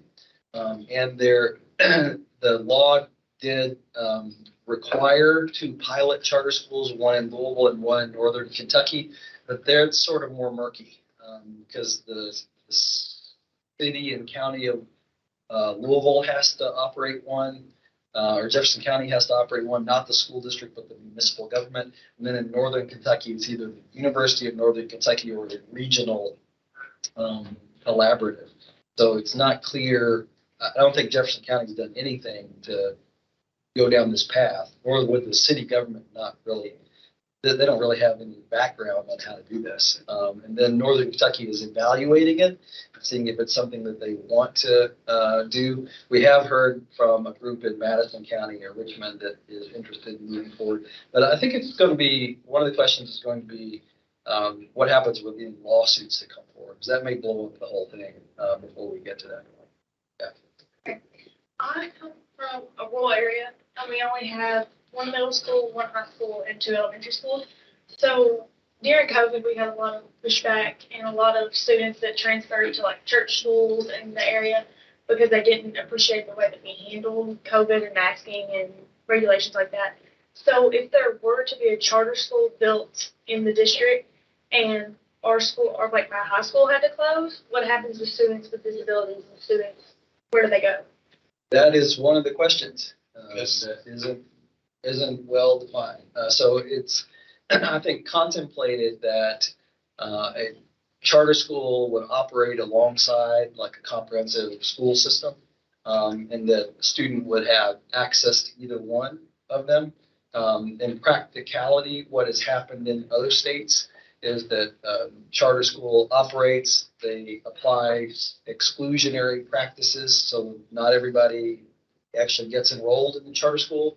And so you end up concentrating poverty and disability in the public school system while its resources are being drained at the same time. So that is a significant challenge. I think if we looked at some requirements around charter schools, making sure that they are serving and really open to all students in the state, that would be a really positive thing to look at in Kentucky's charter school law as it moves forward. So, but I think that's going to be a challenge. So what would happen if, for example, the charter school opens up, it pulls a lot of students over, you end up concentrating poverty and students with a lot of needs in the public school system, and then it becomes insolvent, like it can't operate anymore. Then what?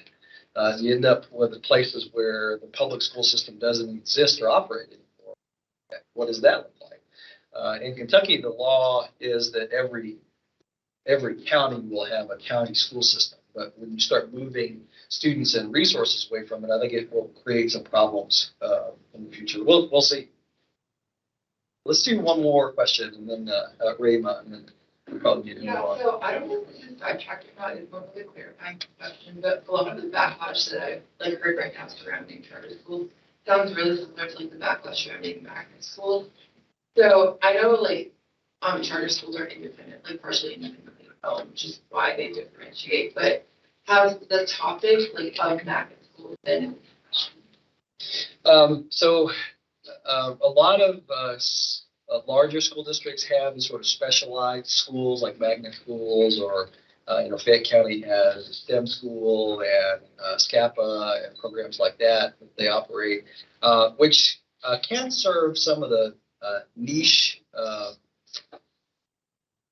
programming models that charter schools often operate. So, like I was saying to Gavin's question, sometimes you'll have a charter school operate, and what they want to do is they want to have a specialized, really focused school. So if you look at Florida, like there are schools around like sports management, like their whole thing is around sports and sports management. Like Pitbull runs a school about that. It's a network of schools that's focused on that, the SLAM schools. You can have public school systems do that too, and you do. So you see in Louisville and Jefferson County, and even the Ignite school that's in where Duke goes. The Ignite school is really offers specialized programs. So charter schools can do that. I'm talking myself out of what your question was. So tell me. Well, I was just asking, because there are magnet schools. Yeah, overlapping similarities hasn't been in the discussion. So if you look at some of the challenges that Louisville has, with Jefferson County has with their magnet schools, and that Superintendent Polio has been trying to address. So you see some of the same problems there, like where the magnet schools can kick students out, like if you don't toe the line or you don't. I'm not sure what all the criteria are, but the magnet schools have had the ability to sort of push students out that they don't want. I'm sure there's more complexity to it than that, but that's what Superintendent Polio has been trying to disrupt, is that if you're a magnet school, you really need to be open to everybody. But that's been one of the controversies in Louisville and with magnet schools, is are they really open to everybody? And that's a tension. You saw it happen in New York City too. New York City has a whole system of gifted and talented schools that have been accused of being exclusionary of all kids, and then they have disproportionate numbers of Asian students, white students, and wealthy students in those gifted and talented schools. And so the city of New York has been pushing to try and diversify those schools, but the schools themselves have been pushing back, saying, well, these really need to be gifted and talented students. If we open it up, we water that down, and now we're not gifted and talented anymore. So that's one of the policy challenges that magnet schools have. Thomas has joined us. He has a lot of experience with charter schools. We've got a long and wide-ranging conversation here, Thomas. I know there's anything you want to add. Conversation, as you know, Dr. Velasquez is gifted on a lot of subjects, and the conversation is extremely rich, and the questions that you all have asked relative to charter schools and business schools, magnet schools, just really blown me away. I will say this regarding my experience about charters. The lady mentioned that she lives in a rural area and she's worried about charters coming in. Your charter schools, especially your for-profit charter schools, they're a business. And remember, if they're going to compete with your traditional schools, your traditional school districts, they have to have similar resources. And as Dr. Glass mentioned earlier, when we talked about the devastation in eastern Kentucky with the floods, we have to remember we're spending millions, not billions of dollars to recover. So the charter schools have to spend millions of dollars to compete with your traditional schools, especially at the high school level. You'll first see the charter schools emerge with elementary schools, middle schools. Very few jump in the fire to create high schools because it costs more to run a high school than have a facility. So I would necessarily say that you're going to get the majority of your competition in the rural areas because it is for profit. Folks want to make money. And you don't make money, as Dr. Glass said, they will close. And then the students will go back to their traditional school districts. And there's a lot going on here. What really blew me away from the conversation yesterday, local taxes. And this is not to bash charter schools. In the previous district, I had 21 charter schools in my district of 91 schools. And the district, we operated the charter schools. We gave the charter. So that needs to be figured out. Who authorizes the charters? What support will the Kentucky Department of Education provide to the charters? But the thing that really perplexed me was the possibility and the way I interpreted it, that your local income tax, your city taxes could be redistributed like your state taxes, sent to charter schools. And some of these charter school operators, they don't live in your community, they don't even live in the state. And how constitutional is that? So as Dr. Glass and Tony and others have said, that's going to take a lot of thinking and a lot of processing. So huge conversation, but I want to say this point here. We are not against charter schools that operate, sufficiently. But I will say this personally. I am pro public schools. I am pro traditional school districts. I mean, I don't like charter. There's good charter schools. As Dr. Glass said, there's some that are failing. We have some traditional schools that are outstanding and some that need support. So not necessarily against competition, but my heart has always been in the last 35 years in our traditional public schools. Yeah, I really appreciate you guys asking the questions about the charter schools. I think this is going to be something that, as you mentioned, we're going to be seeing in the news here very, very soon. I'll give our friend Bentley the last word. Okay, got it. I have one question. So Meredith or Brian may have a better answer to this, but our charter school, so in this instance of students who are deaf or hearing blind, whatever, are charter schools still bound by the Individuals with Disabilities in Education Act? Or does that generally only apply to public education schools? Yes, so charter schools are required to serve students with disabilities. And a lot of them do. I had a charter school, the Rocky Mountain School for the Deaf was a charter school in the district where I was superintendent for coming here. So it's a charter school that focused on serving deaf and hard of hearing students. When it comes to kids with disabilities, where charter schools become controversial is that in some states, charter schools can decide not to offer a full range of services, and then put that burden back on the public school district to solve. Or they will, when a parent comes and tours and visits the school, they will say things to the parent like, we don't really do that here, or we can't really serve your student. Those kinds of things should be illegal to say, yeah. But nevertheless, if you look at the numbers of students with disabilities who are enrolled in charter schools, it lags behind the public schools for these reasons.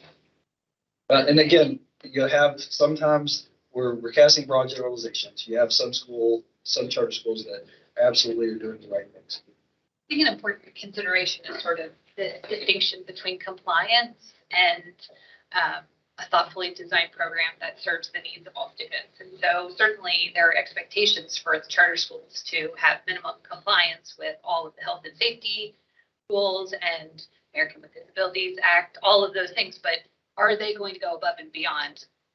Maybe. That's yet to be seen. So our districts really do have student best interests at heart, and so they will often invest additional money into having a more robust program that goes above and beyond just that compliance check.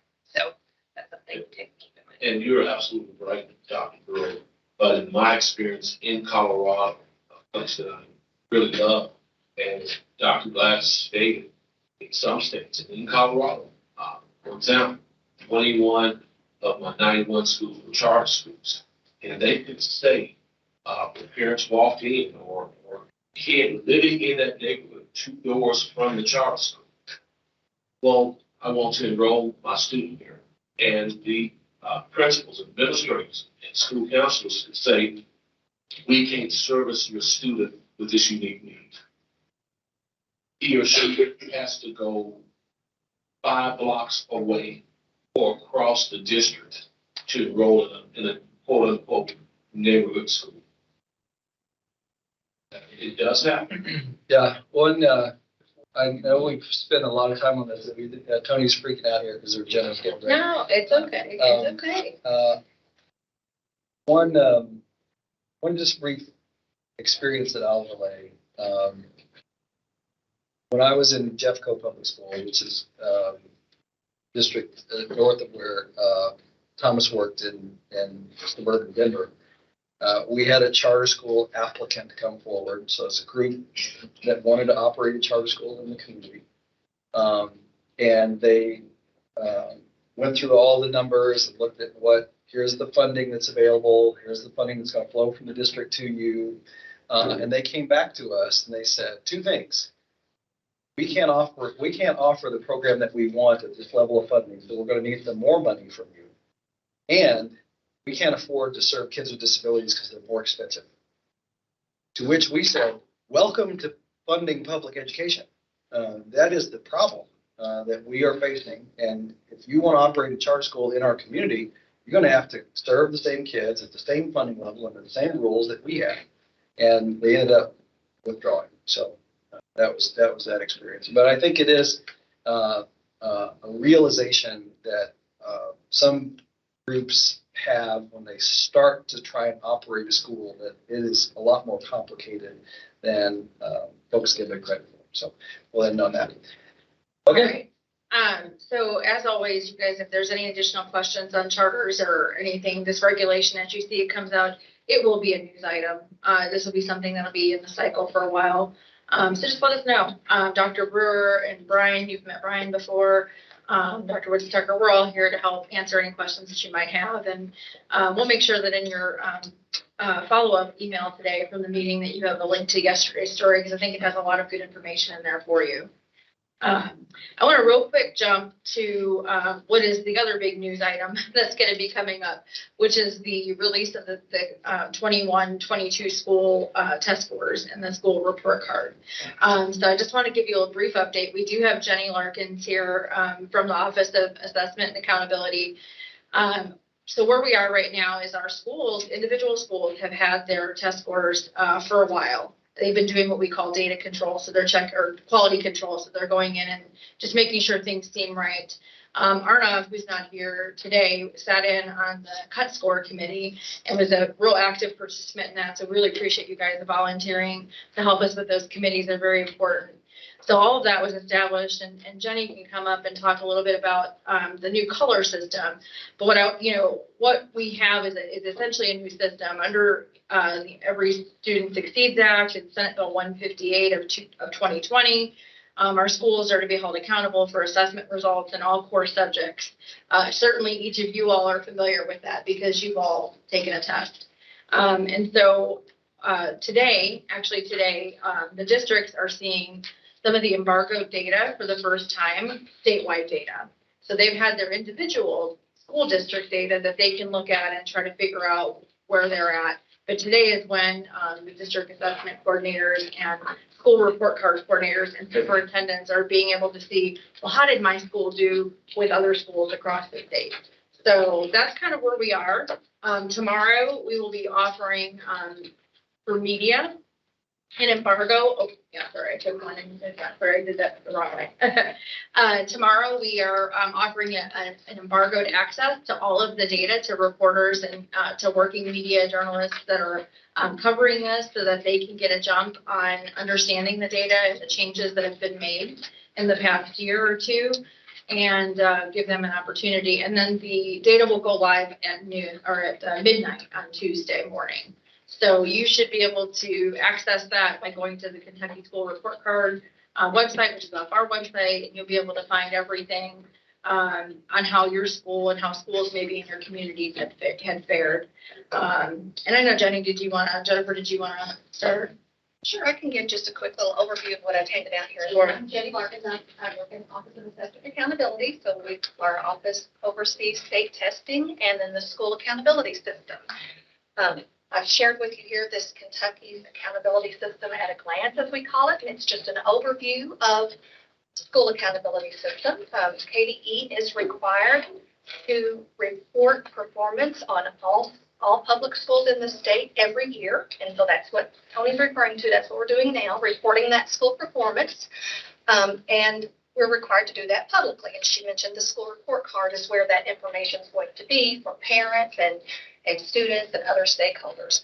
But this morning, through an embargo data release, your principals and school staff, district staff are able to see a look at what their performance is going to look like when that school report card opens publicly on Tuesday. So they get a look at it this morning. They'll know how they performed.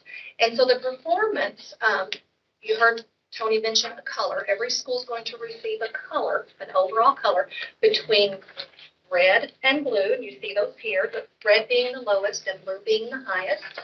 And that color is for the overall school performance.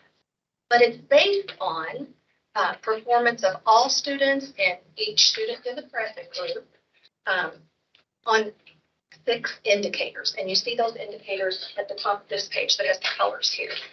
And so when you take those state tests every year, those are the data that we use to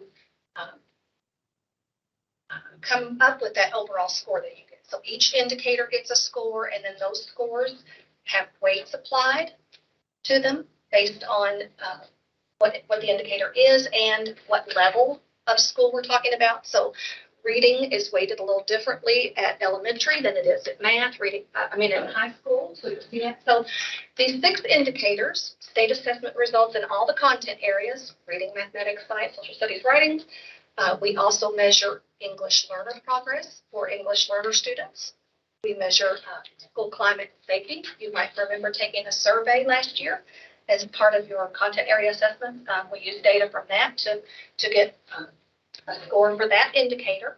And then at high school only, we have 2 additional indicators, the post-secondary readiness indicator and graduation rate. And that post-secondary readiness uses assessments like the ACT or Coyote or industry certifications, dual credit, all the different ways that you have to show whether you're academic or career ready.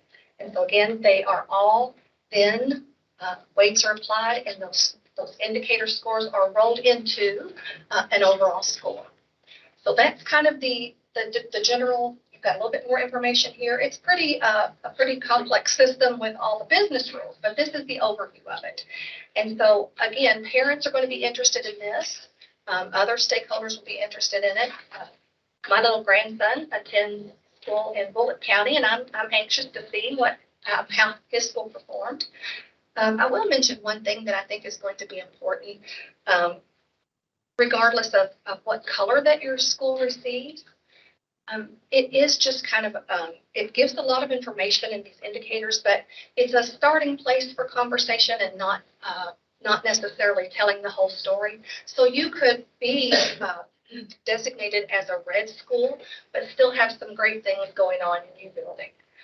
You could be designated as a blue school and still maybe need some improvement in some areas. So you really have to look further than the color to determine what's going on in the school, but it's a great place to start. So kind of a summary there, and maybe Dr. Glass or Tony have more, or if you have any questions, I'm happy to try to answer those. So this is what our school report site looks like. Right now, even if you were to play around on it in the next couple of days, you'll see the data from last year.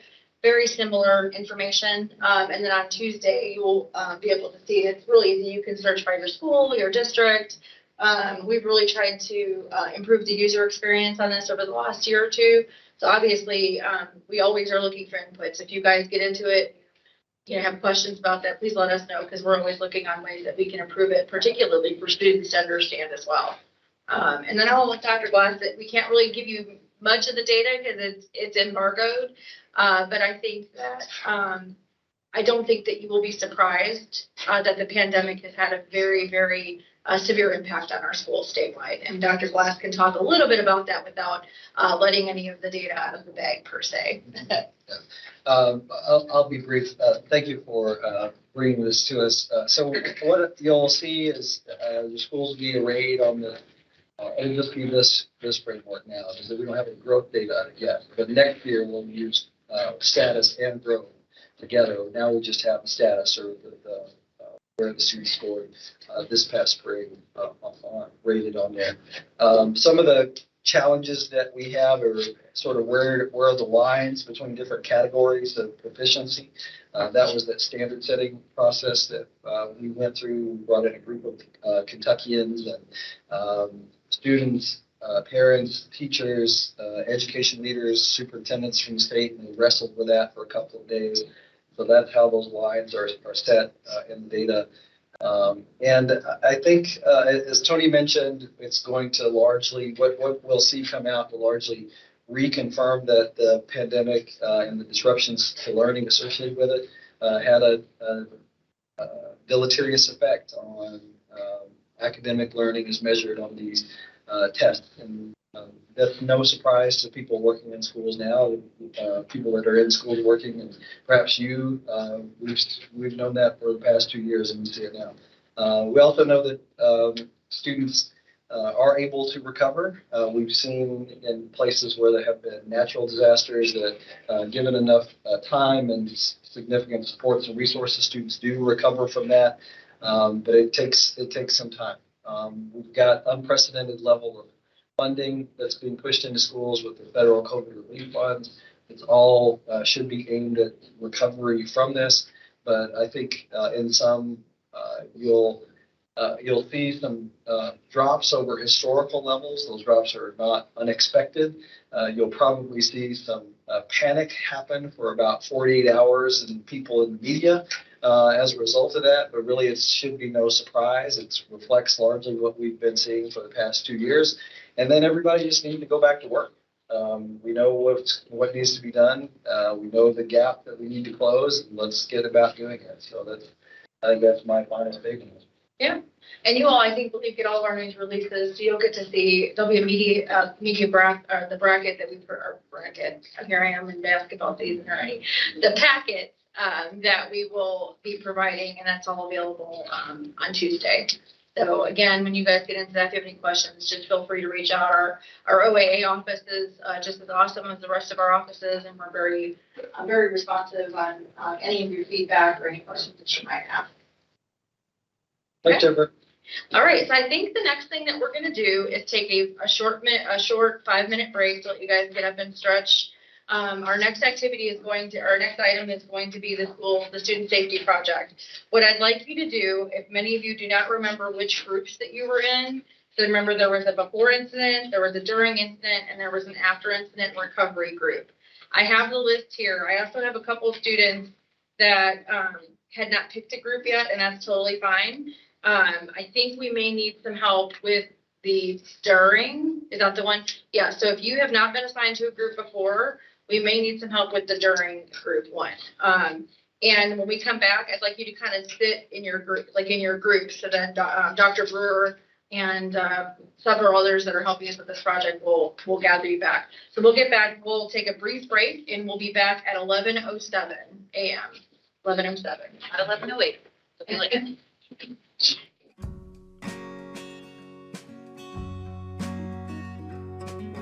Tony, are we good? All right, yeah, we are live. We're good to go. Dr. Brewer. Perfect. Okay, well, thank you all for coming in person. We felt like it was important for us to be in the same space together when we work on the next sort of phase of this policy brief. So I did talk with some of you during the break, and you said you looked in the draft and noticed that it had not changed much since we last looked at it, and that is correct. It has not changed at all. So one thing I want to say, just sort of on the outset here, this is your work, and we want you to be the producers of this product. So could I write this for you? Probably. Should I? No. So we want you guys to really take ownership of this. Okay, so that's why we put in some recommendations for some citations. Those have not been added. That's okay. But those comments were in there for your direct input. So in that sort of spirit, we're going to dig in today and do some sort of reflective editing of the current draft. And so we're going to break into groups, and I have some prompts. So I think the best way to do it, since we're going to be in small groups, I'm going to kind of run through the whole slide deck to sort of show you where we're going. And then you can be in your groups and dig in. So when you get in your group, the facilitator has a set of discussion questions, a lot of different topics around school safety. They're going to pick a few just to kind of get us warmed up in thinking about this topic and sort of getting comfortable being with our group. They'll take a few minutes to have you share, and then we'll transition to the review of the draft. We're going old school. We have literal paper copies of it, and there are red pens out if you would like to use a red pen. There's also sticky notes and other pens as well. So Tony, if you can go to the next slide. So we have a few things we're going to look at today. Attributions, and I know I keep harping on this because it's really, really important. So if you have something in here that you borrowed from someone else, you need to put a citation about where that came from. That is anywhere where it is not your original contribution. So we do not want to be plagiarizing any of the information in here. That gets to be really tricky with topics like this because a lot of it's going to sound very familiar and similar from different sources. So we want to make sure that you go to the original source that you took it from and that we put in that reference. We also need to be thinking about, can I defend this statement? There are a few statistics in here. 60% of students think this. Where did we get that number from? So we want to make sure that we have our appropriate attributions in there and also that we're not just making things up. You guys are experts of your own experience, but we can't just be making things up about what is or isn't to be true about school safety. So we want to make sure that we can point back to the original source or an expert in that given area. Okay, next slide. We're also going to review the recommendations that we've made, and we need to ask ourselves some questions. Have you identified the strongest recommendations? So there are a lot of different ways that this work could go. Are these the strongest things? Because if we're saying that we're going to be before our legislators advocating for action, we want to be sure that we've picked the most important things that we want to have happen, because we don't want to distract them with things that we really don't think will move the needle. We want to really hone in on the most important things. Also, if these things are implemented, will the status quo change? So will anything happen if we successfully get these recommendations implemented? Would it have any direct impact? And then Brian would say we really need to be thinking, are these recommendations feasible or attainable, right? So is it even possible for this change to happen in Kentucky, right? Is there some sort of infrastructure or some sort of barrier that would make it so that the recommendation isn't possible in its current form? All right, next slide. And the last thing, what's missing from this brief? Are all of our thoughts fully formed? And I think this is the one that's going to be the hardest for us, but is also really important. So we have a few places where we've thrown an idea out there, but it's not fully baked, as it were, to use one of Dr. Glass's favorite phrases. So we really want to make sure that we've thought through all the implications of it. We've really thought through kind of the foundation and that we have all of our arguments on the page.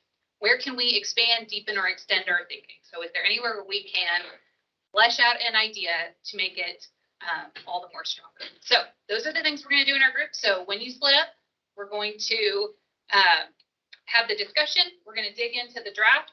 When we come back, we'll have that last slide where we'll talk about next steps and where we're going to go.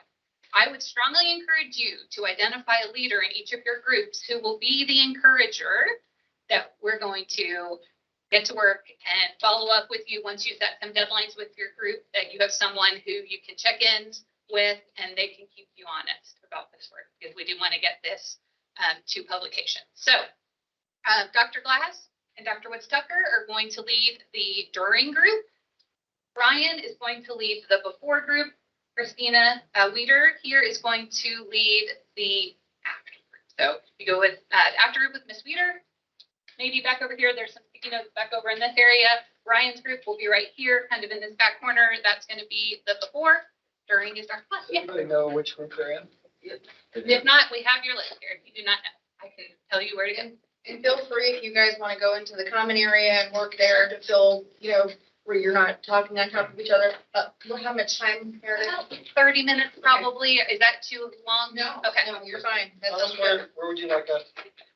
And so for those that are tuning in online, we're going to take a brief break. I cannot speak, tongue twister this morning. And we will be back in about 30 minutes. So we're going to be right back. if you're with Thomas and I, we'll meet in the Commissioner's office conference room. Okay. So then make sure you grab a copy before you go. I'll give some to your group leader.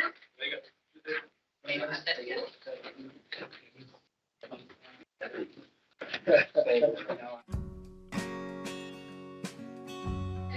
call the meeting back to order. And I will toss back to Dr. Merritt. So, did you guys get a lot done in your groups? Yes? Okay. So let's talk a bit about timeline for completion. Let's go with soon. Good? Okay.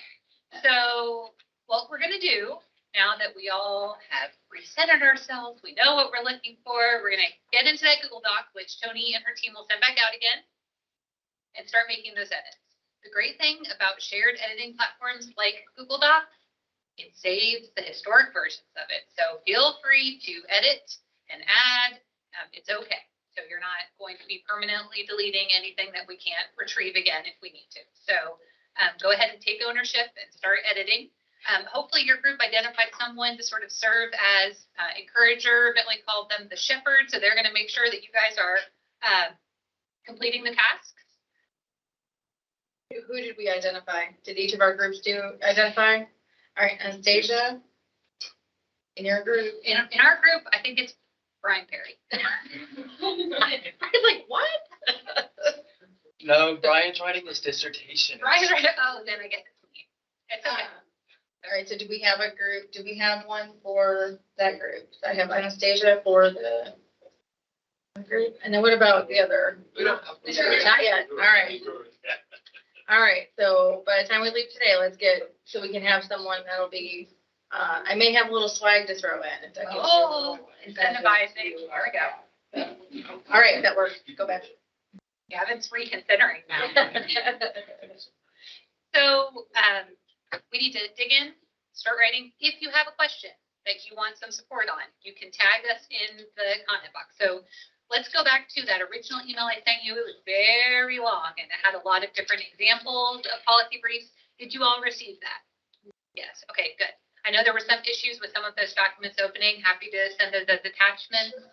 If you're unsure of the best tone or kind of style to use, look back at those sample briefs. But the best way to start writing is to start writing. So just start typing. Reach out to the other members of the council in your group if you want to bounce ideas off of each other, but ultimately we need to start pinning down. Hopefully you did have a conversation about the recommendations you might want to pull off and save for a future document, because we want to really be laser focused on the best recommendations possible for this first publication. So once we get a draft that we're all comfortable with, it'll be shared for everyone to kind of weigh in on. We like to do sort of that consensus type of consideration before it goes to final version. Tony's team will help with editing. We need to have our executive summary and we need an introduction. So I know I've shared with you before, it is far easier to write the introduction once the body is drafted, right? Because then you know what you are referencing. So we write the introduction last. So once we have the main content done, we need to write an introduction. The executive summary would be what we would want to be able to share, just quick high level. We may find that our current version is short enough that we don't need a separate executive summary, depending on what you guys decide to edit from the current version. Pay close attention to those call out boxes, right? Where we have the recommendations. If you read those and you feel like it is unclear what you're asking for, or that those are not the most important things, then something needs to be changed in that, okay? Because that's where someone's going to take that and they're going to go right to those boxes and try to get a high level overview. Got Brian here to talk about kind of where things are going to go for the upcoming legislative session. We know school safety is going to be an important topic, but it might look a little different depending on how some of the pieces come together. But anything you want to share about kind of what's on the horizon with school safety potentially? Sure. So let's just talk a little bit about the session in general. So hopefully you all registered, those that are eligible, registered to vote. November 8th is the general election. That will sort of influence how things go come January, right? We'll see about 25% of the House turnover. We'll have quite a few new faces in the Senate. So that'll, we won't know the full lay of the land until after that. After that happens in November, in December, each chamber will elect their leadership. So early January, we'll know what leadership looks like, especially in the House. We'll have a new education chair in the House. Chair Huff is retiring. So that's going to be a replacement. Chad McCoy, who's part of leadership in the House, retired. So there's going to be a general, and then they lost 3 Northern Kentucky chairs in the primary. So there's going to be quite a bit of shuffling in terms of leadership in the House, which will also impact kind of how things go during the session. So that's a long-winded way of saying until they gavel in and we know what leadership looks like, we know who the members are, forecasting how all this is going to play out is a little bit difficult. So after the Uvalde shooting, school safety went to the top of the list in terms of session priorities. I don't know that that's still the case. I think that, as these things happen, time has passed and it's kind of cooled off a little bit. I do think we will see a school safety bill. I think the big issue is what are they going to do that they didn't do already? So what exactly the bill will look like is still a little bit up in the air, I think, which is, again, how the membership settles out will partly determine that. So yeah, that's kind of the backstory. So in terms of how the session works, they'll gavel in January. This is a 30-day short session, so there will be no budget items this year, no budget this year. They'll gavel in early January for a week, kind of set the stage for the session. They'll gavel out that Friday, and then they won't gavel back in until February. So in terms of you all doing much with this, it's probably going to be February. We are now at the end of the interim period. That's the period in between sessions from June until November. So I think you all are a little late to present next month. The next interim joint commission on education meets in a couple of weeks. There'll be one more meeting in November. That agenda is already being set, so you all are a little late to the game on that one. So best guess is it would be February before you all could potentially present to either the House or Senate education committees, or potentially both. So that's kind of where that is in terms of disseminating it to the members. We can always provide copies, hard copies, we can email it out. There's several options there, but in terms of presenting, it's likely February at the earliest. And something important, and I don't want to keep you from lunch, so just one quick parting thought. Many of the recommendations that you have identified will not require statutory change. So some of the policy recommendations are really recommendations that would likely need to be received by your local school boards, school administrators.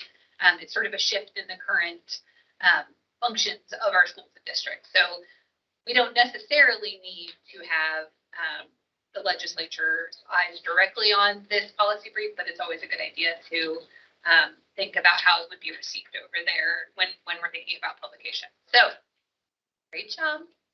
Going to happen. We're going to have a published document in the near future. So I know some of you said that you have so many different responsibilities and things that are pulling you in a million directions. We totally get that. But if it comes to top of mind, and you're going to come in and you're going to edit what you've already suggested, please just take a couple minutes, get in that document, add some thoughts. Everyone contributing a little bit at a time will be across that finish line. Okay? Good job. And our next meeting is virtual. I'll do a couple of the next 2 meetings will be virtual. So November 22nd and then December 13th, and those are on the bottom here. And you all should have calendar invites for everything at this point. The next in-person meeting will be January. So just kind of get that in your mind in terms of making it back to Frankfurt again. And so we can be together. And it might be a great time if we're looking at maybe presenting in February. That'd be actually timing may be really good on that. So. All right. All right. Thank you. Y'all have any other questions while we're all together on this topic? Okay. All right. So moving on, we have a couple more. One more item, and then you guys can go to lunch. And I believe the commissioner is going to be able to join me for that. He had a meeting at 11:30. He had to pop on real quick. So I wanted to talk with you a little bit. First of all, make sure everybody knows how to. Y'all are signed into the group meeting because we use that a lot, and a lot of times that's a lot easier. And, you know, to use that with, even within your groups, you know, you all have met each other for the most part now, so I feel like you should hopefully be comfortable enough to, you know, if you want to work on it on the side, that's totally allowed. So just let me know. And then also, it's a great way to get in touch with us as well. There's several of us from the communications team that's on there. Dr. Brewer's on there, Brian's on there. So it's a good way to, if you have a question for us quickly, we would probably need to come up on the grouping for that. The other thing I wanted to bring up is we have a couple of opportunities that I wanted to make sure that you are aware of that are coming up. Let me pull up my screen. So the first thing I wanted to do is I mentioned a couple to you all that there is a group, it's called the Deeper Learning Dozen. It's a practice of 12 school districts and states, senior leadership teams. It's across the United States and Canada. They are going to be, their next convening is going to be in Lexington, Kentucky in about 2 weeks. And what we are going to do with that, there's going to be heavy involvement because we've involved student voice, particularly with our commissioner's virtual listening tour with empathy interviewing. We are looking for students who would be interested in making the day trip to Lexington that day. So if that is something that is interesting to you, it would be between the hours of 9 and 2 on October 26th. We can work with you on getting reimbursement for mileage, and you'll also have food that day as well. So just let me know about that. The other things I wanted to mention is there would be a Zoom. There'll be a prep session Zoom on October 17th, just to kind of get so you know what you're being asked to do and things like that. So if you are interested, let me know about that. A couple of other things. The U.S. Senate Youth Program is open. I think, I'm not even sure how many applications we had. I know I love high schoolers, but they all usually wait till the last minute to upload. So we know we're going to get a lot of great applications. And that is also a program that our office manages, and Gluck-San is overseeing that as well. So any questions about that, please share the word among your friends that, you know, that meet the criteria for that. And any questions on that, just let us know. There's a night essay contest opening up until December 31st. And then, of course, the Governor's School for the Arts. They're doing applications right now, as is the Governor's School for Entrepreneurs. So there's a lot of opportunities out there. I mentioned these to you so that you can also mention them to your friends and to your networks and your districts, just so that you know, more students are exposed to the information that we have. So any questions or any other opportunities that you all want to make everybody else aware of while we're here? Get Governor's Scholars Program too. Yeah, I'm not sure if Governor's Scholars is open yet. It's open. They're open. It's Okay, until so yeah. We haven't received a thing on that yet. It's probably been open last year. Yeah. So yeah, all of those programs are great programs, and there's other things too, depending on what you're interested in. There's a lot of opportunities out there. And Tony, I would be remiss if we didn't mention KDE support, Commissioner Glass support in expanding the number and diversifying the number of Governor Scholar participants.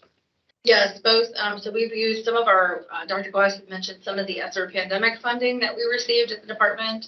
And so we have made a commitment that we hope we'll be able to, they'll be able to build on to expand diversity and opportunity for areas that don't typically see applicants from.